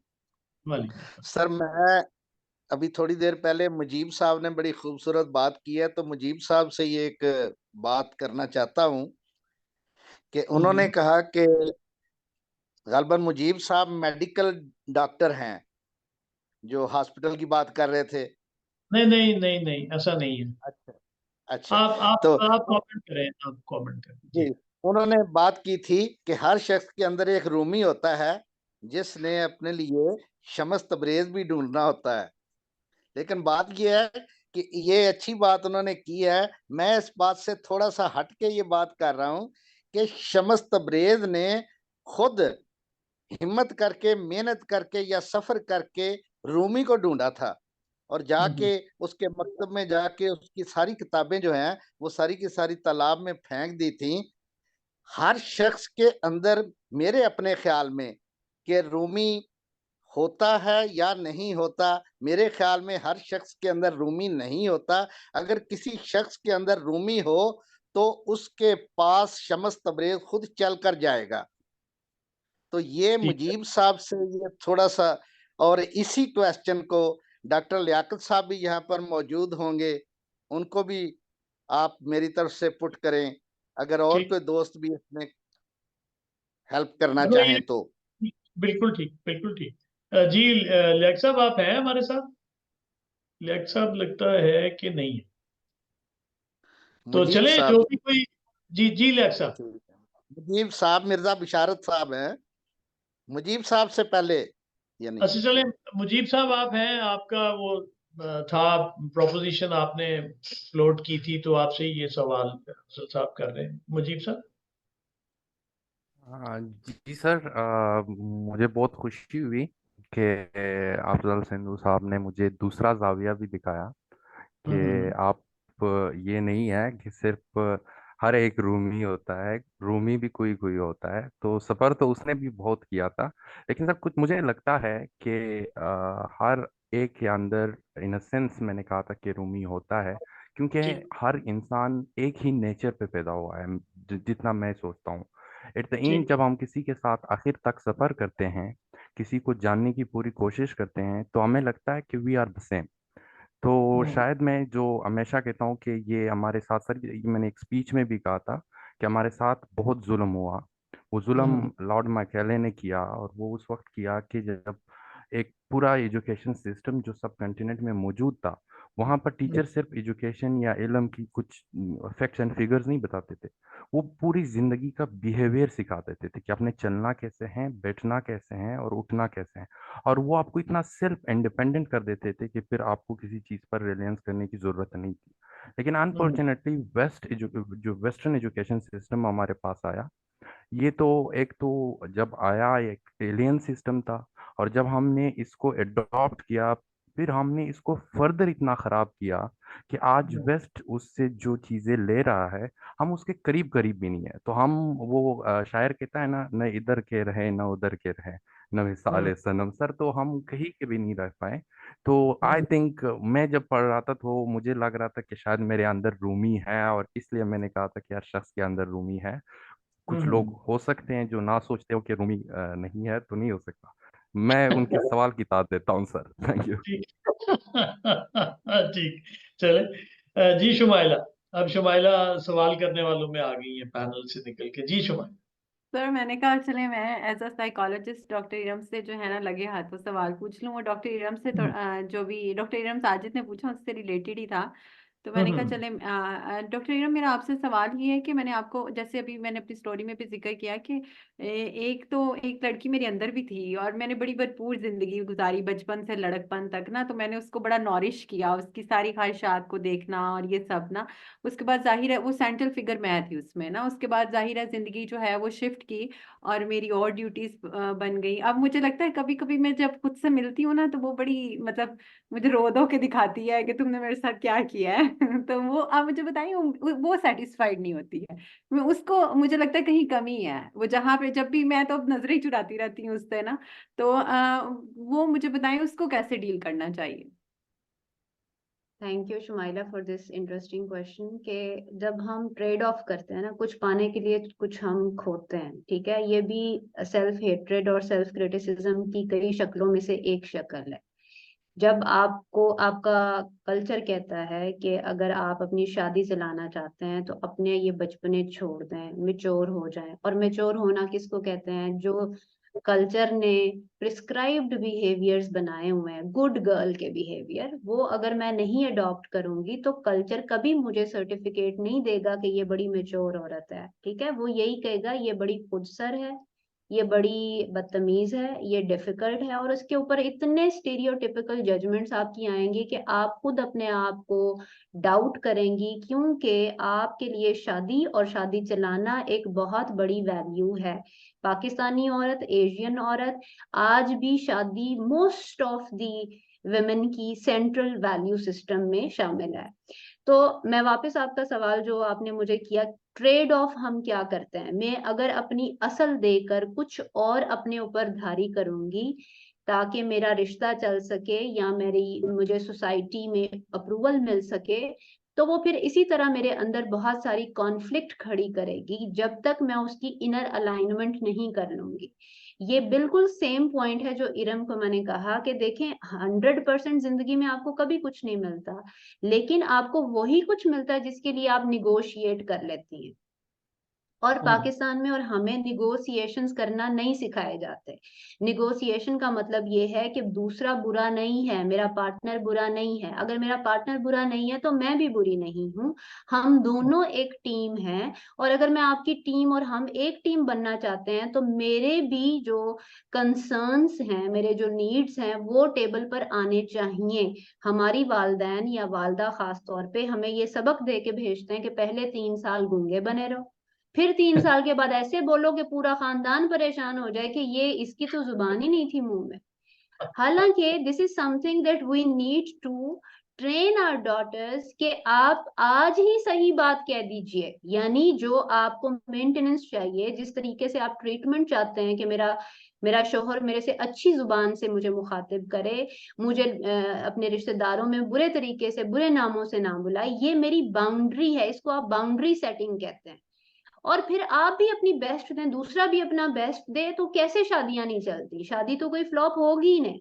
शादी फ्लॉप तब होती है जब एक बंदा कॉम्प्रोमाइज करता है 10-10 साल, फिर वो बच्चों को तैयार करती हैं बाप के अगेंस्ट, फिर बच्चे रिवेंज लेते हैं बाप के साथ। तो ये कोई अच्छा मॉडल नहीं है पावर अटेन करने का, कि मैं पहले जब बोल सकती थी तब बोली नहीं, फिर बच्चों की जिंदगियां मैंने खराब कर दी, उनको उनका अब्बा विलन बना के प्रेजेंट कर दिया। तो ऐसे ना करें खुदारा। आप सिर्फ खुद बोलें कि मुझे किस चीज की तकलीफ है, मुंह से बोलें, स्पेल आउट करें, ये चीज से मुझे तकलीफ है, ये मुकम्मल नहीं खत्म हो सकती तो इसे प्लीज 50% कम कर दें, 40% कम कर दें। मिलजुल के रहने के लिए बात करना जरूरी है शुमाइला। अगर आप पट्टी बांध लेंगी मुंह के ऊपर तो फिर मसले सॉल्व नहीं होंगे, फिर मसले ऐसे होंगे जैसे कि आज हो रहे हैं, यानी एकदम से रेडिकल उसमें रेजिस्टेंस होगी और फिर हर चीज टॉपल डाउन कर जाएगी। तो अपनी बहनों को भी, अपनी बेटियों को भी हमें ये एजुकेट करना चाहिए कि यही एजुकेशन का मकसद है, डिसर्नमेंट, यानी देखो मुनासिब बात क्या है, दरमियाना रास्ता हम सब ने मिलके चूज करना है। शादियों में से निकल जाना, शादियां ना करना और ये जो सूडो फेमिनिज्म है इसका कोई कॉन्सेप्ट नहीं है। और मैं थोड़ा सा वापस मुजीब की बात पे भी कमेंट करना चाहती हूँ कि अगर हमारी आइडेंटिटी का क्राइसिस हो गया है, किसी दूसरे फॉरेन इंटरवेंशन ने हमें हमारी असास से दूर कर दिया है, तो एटलीस्ट हम इंसान तो हैं, इंसान के बाद हम मुसलमान तो हैं। ये दो आइडेंटिटीज ही हमारे लिए काफी होनी चाहिए कि हम अपनी जिंदगी का पहिया बहुत अच्छे से खींच सकते हैं। लेकिन अनफॉर्चुनेटली हमारी कोई भी असास नहीं रह गई थी। मतलब मैं पाकिस्तानी बनने से पहले अगर यही देख लूं कि मैं एक इंसान हूं और इंसान के अंदर अल्लाह ताला ने नेचुरल सेल्फ रेगुलेटिंग इसके सिस्टम, सॉफ्टवेयर, हार्डवेयर हमारे ऐसे हैं कि ये किसी तालीम के मोहताज ही नहीं है। ये चीजों की मलिया में कोई बंदा बैठा होगा, उसको कोई एपिफनी होगी, उसे कोई ख्याल आएगा तो वो अपने आप को एक लेवल ऊपर लेके जा सकता है। वो किसी टीचर का भी मरहूने मिन्नत नहीं है, मिल जाए तो बहुत अच्छी बात है, लेकिन उसकी जो ग्रोथ है वो किसी चीज के साथ कंडीशनड नहीं है कि आपने आगे जा नहीं सकते। तो हमें हमारी इंसानियत और मुसलमान होने वाली जो आइडेंटिटी है, मेरा ख्याल है उसमें भी अगर हम जाएं तो हम अपनी जिंदगी को बहुत बहुत बेहतर बना सकते हैं। बहुत शुक्रिया डॉक्टर साहबा। और मेरा ख्याल है इरम दोबारा कुछ, इरम आप दोबारा हैंड रेज कर रही हैं या पिछला ही है अभी? जी जी दोबारा सर, दोबारा किया था मैंने। जी जी चले, हाँ जी सर, श्योर। वो ये रूबी शम्स की बात हो रही थी ना, तो उस हवाले से मेरे जहन में बात आ रही थी कि जरूरी नहीं है कि मतलब कोई खास शम्स ही मिले। मुझे तो लगता है ऐसे कि हम हर मरहले पर कहीं भी जो है, हमें किसी ना किसी से कोई ना कोई सबक मिलता ही रहता है। जैसे अब हम यहाँ ग्रुप में हैं, मुझे तो लगता है अभी जैसे मीटअप हमारे हुए इतने ढेर सारे, हर एक मीटअप में कुछ ना कुछ मैंने तो सीखा ही है। कोई नई बात, कोई ऐसी बात जो मेरे दिल से मिलती हो, या कोई ऐसी बात जो मुझे ना समझ आ रही हो मुझे समझ आ गई। मतलब ये कि जरूरी नहीं कि खास शम्स ही मिले। मुझे लगता है कि हर जगह, मतलब बल्कि बच्चों से भी हम बहुत सीखते हैं। जैसे मेरे बच्चे हैं, वो मेंटली हमसे तो बहुत आगे हैं क्योंकि वो कंप्यूटर एज के हैं, तो मैं तो उनसे भी बहुत कुछ सीख लेती हूँ। तो मेरा ख्याल है कि कोई खास शम्स जरूरी नहीं होता हमारी बिल्कुल ठीक है जिंदगी में। डॉक्टर साहब, बल्कि हर बेवकूफों से भी हम बहुत कुछ सीख सकते हैं। बिल्कुल, हर ये एक भी से। किस तरह ये नहीं करना, तो ये तो सीखने वाले पे है। बिल्कुल आप ठीक कह रही हैं, थैंक यू वेरी मच। जी अब्बास साहब।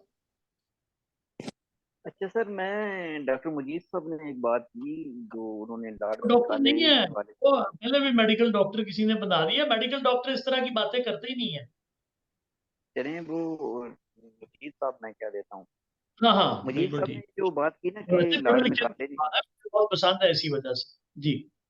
कि लाड़ में काले ने आके हमें एक सिस्टम दे दिया, तो थोड़ा सा अगर हम पीछे जाएं तो हम जो मुस्लिम्स हैं, हम तो उससे बहुत पहले जो है वो इल्मी ये है ना भाई बात। शिकार हो चुके थे। तो मैं इससे किसी भी जो आप माशाल्लाह सारे पढ़े लिखे लोग हैं, मैं किसी का एक किसी भी बंदा मेरी ये इत्तला कर दे कि मैं तो ये देखता हूँ कि मुसलमानों को कुछ अगर आप पहले चले जाएं, जिसमें कुछ साइंसदानों ने, मुसलमान साइंसदानों ने जिन्होंने शऊर देने की कोशिश की है, तो उनको भी कत्ल कर दिया गया। और जब ये बड़े श्याम पे आए, उससे पहले जो हमारे मुगल बादशाह थे, उन्होंने भी मेरा तो नहीं ख्याल कि एजुकेशन को फोकस किया हो या एजुकेशन पे कोई काम किया गया हो, या जो मुसलमान इधर आए जिसमें सुल्तान महमूद गजनवी था या जो गौरी थे, इन्होंने या एजुकेशन पे कोई काम किया हो। मुझे तो कहीं पे भी एजुकेशन के साथ जो सीरियस एफर्ट्स हैं मुसलमानों ठीक। की, वो एक लंबे अरसे तक नजर नहीं आई। इसमें जरा मेरी रहनुमाई फरमा दें। अच्छा, इसमें मैं सजेस्ट करूंगा, एक इमरान साहब इस पे कमेंट कर सकते हैं क्योंकि हिस्टोरियन है, और दूसरे हमारे साथ हैं डॉक्टर शिराज साहब, अगर हैं तो। डॉक्टर साहब आप हैं? डॉक्टर शिराज दस्ती साहब, डॉक्टर साहब।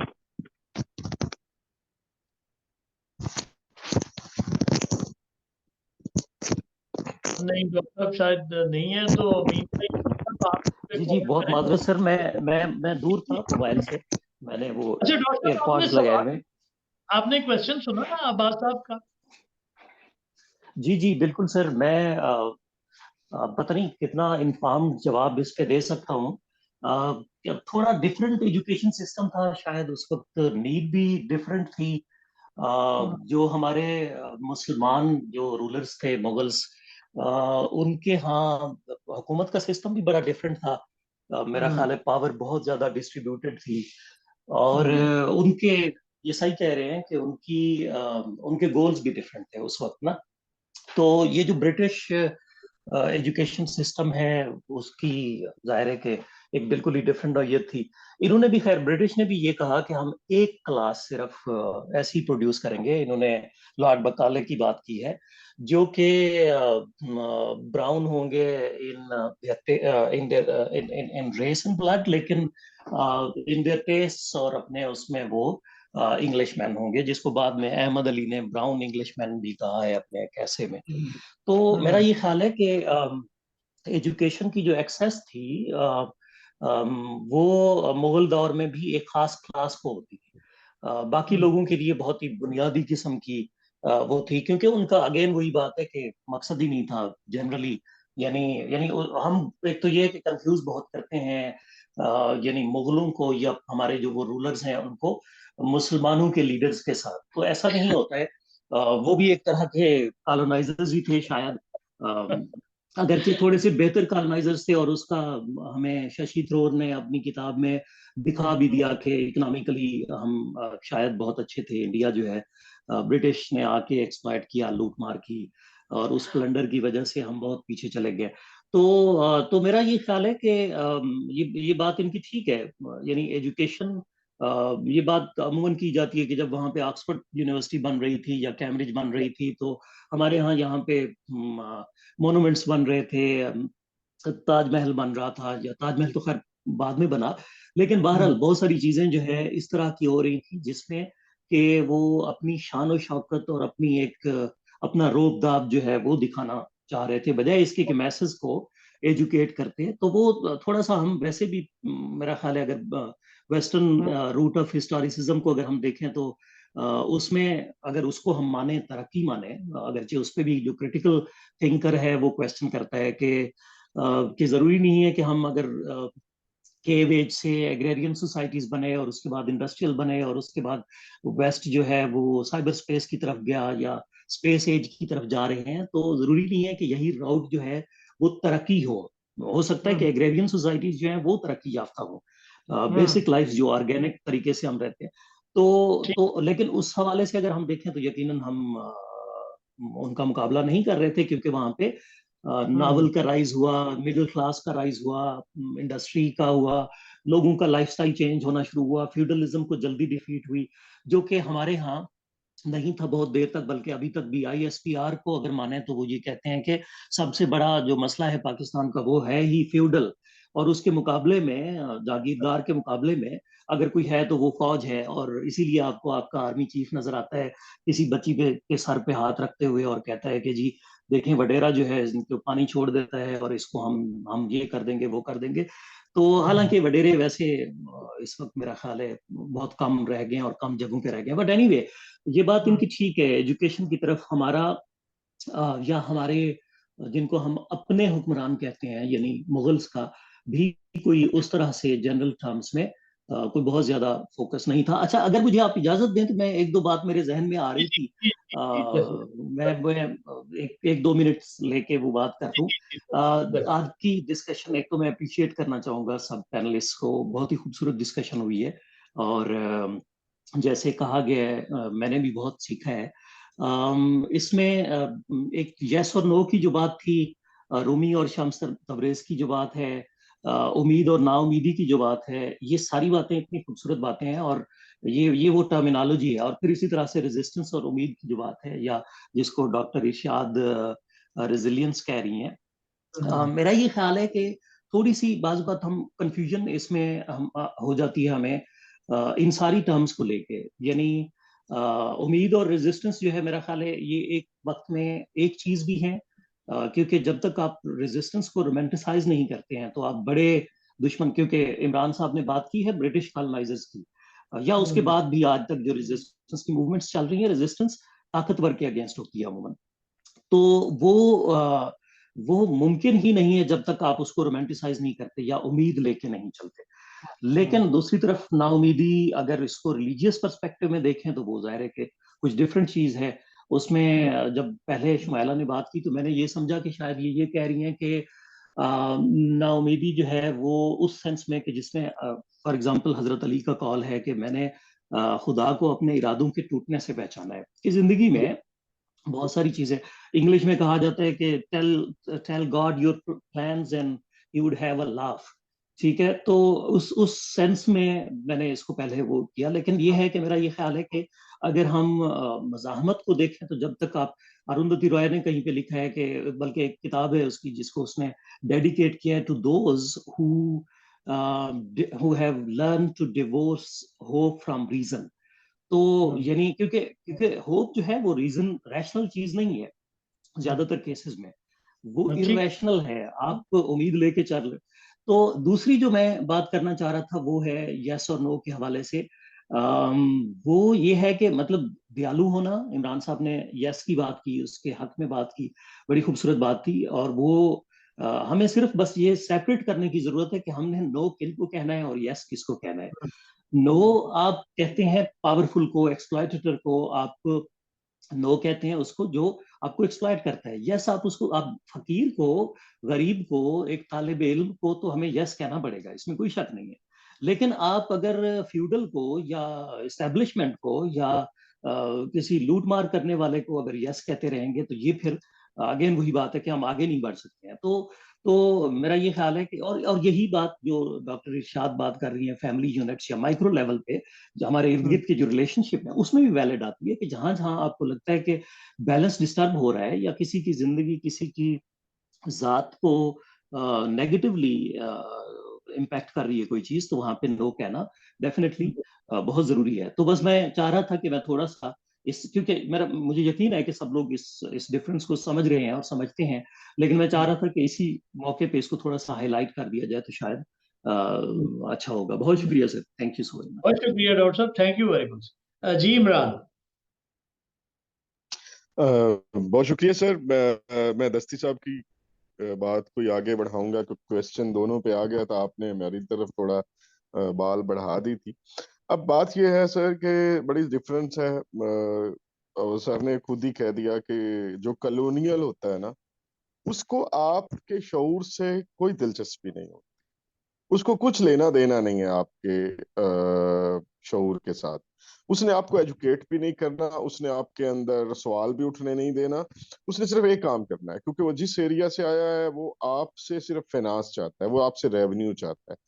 वो कोशिश करेगा कि आपको लगाई किसी ऐसी चीज के ऊपर जिससे आपको शऊर ना आए बल्कि उसको पैसे जाएं, तो वो आपकी एक्सप्लॉयटेशन पे होता है। तो हमने एक्सप्लॉयटेशन का दौर देखा है। मैं तो उसको जनरली आप उनको मुस्लिम हुक्मरानों का दौर कह लें, इस्लाम का दौर तो मैं कहता ही नहीं हूँ।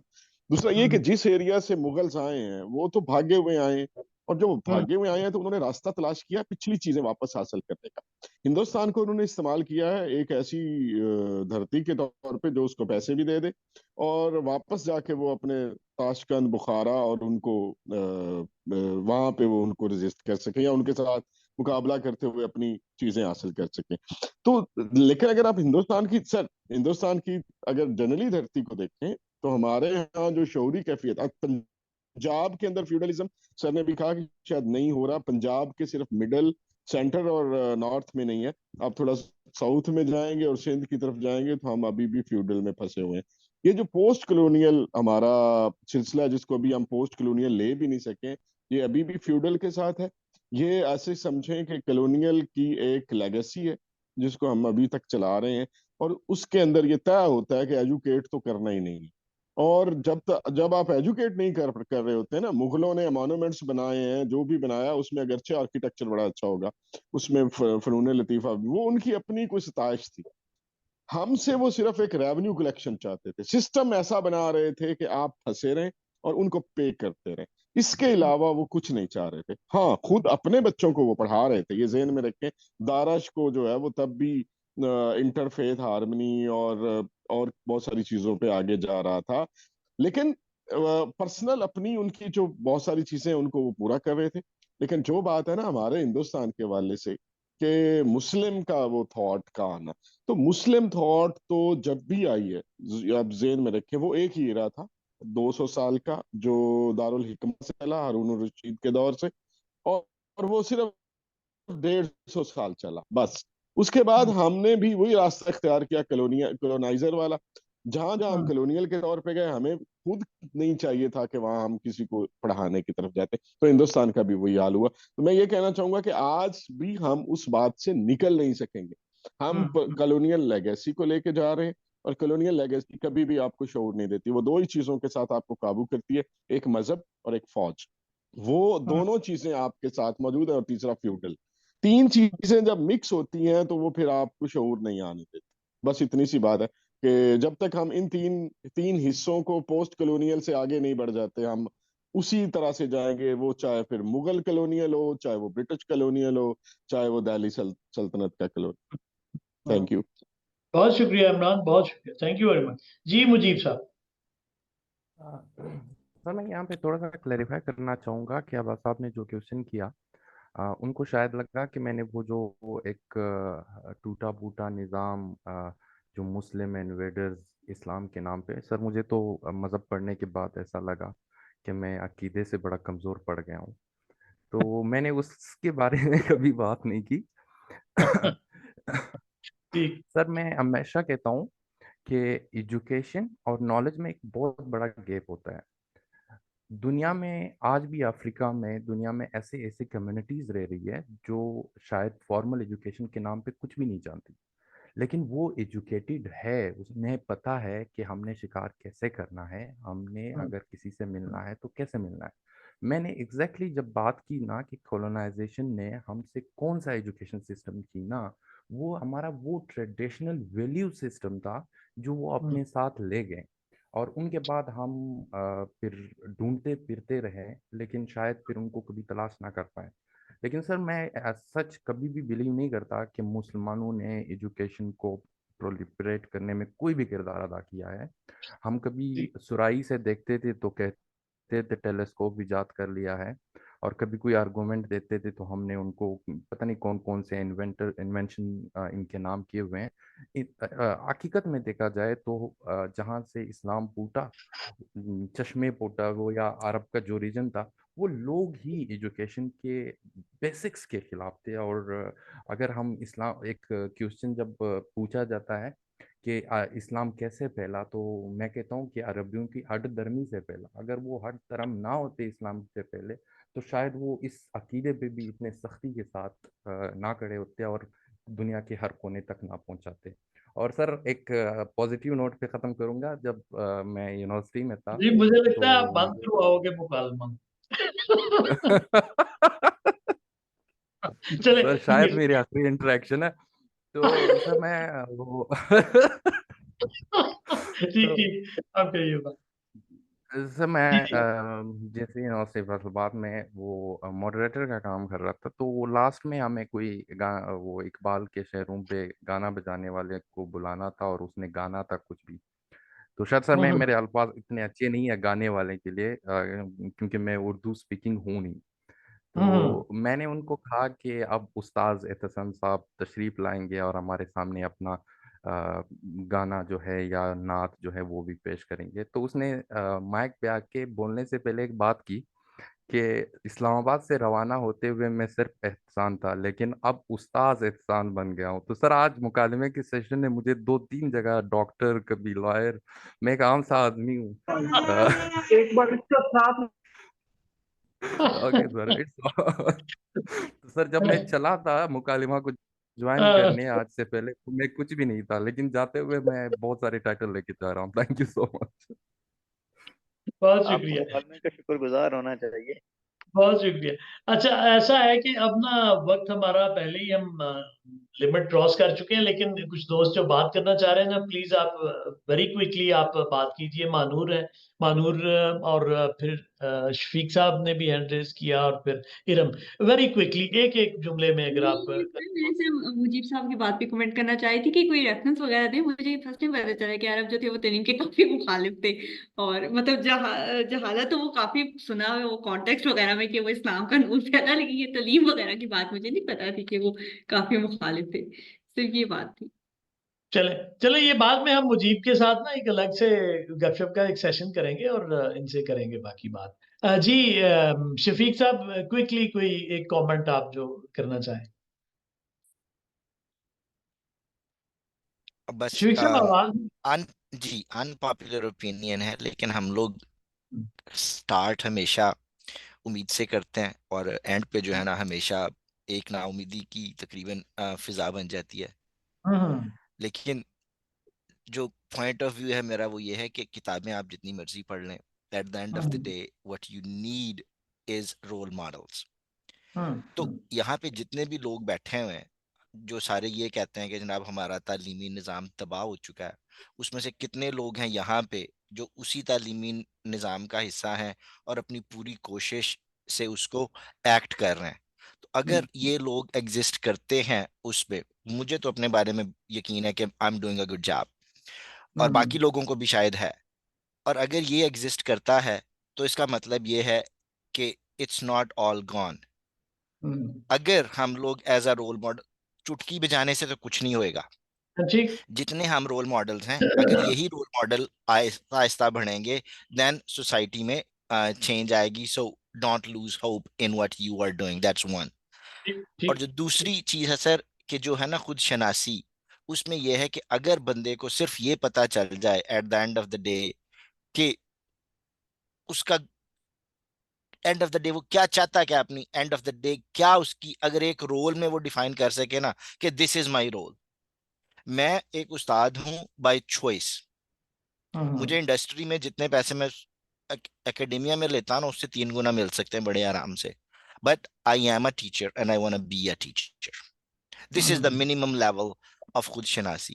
तो चाहे आप बुद्धिस्ट मॉन्क बनना चाहे हो, चाहे आप सूफी, so please focus on that one sentence, what you want to be, what is your dream reality.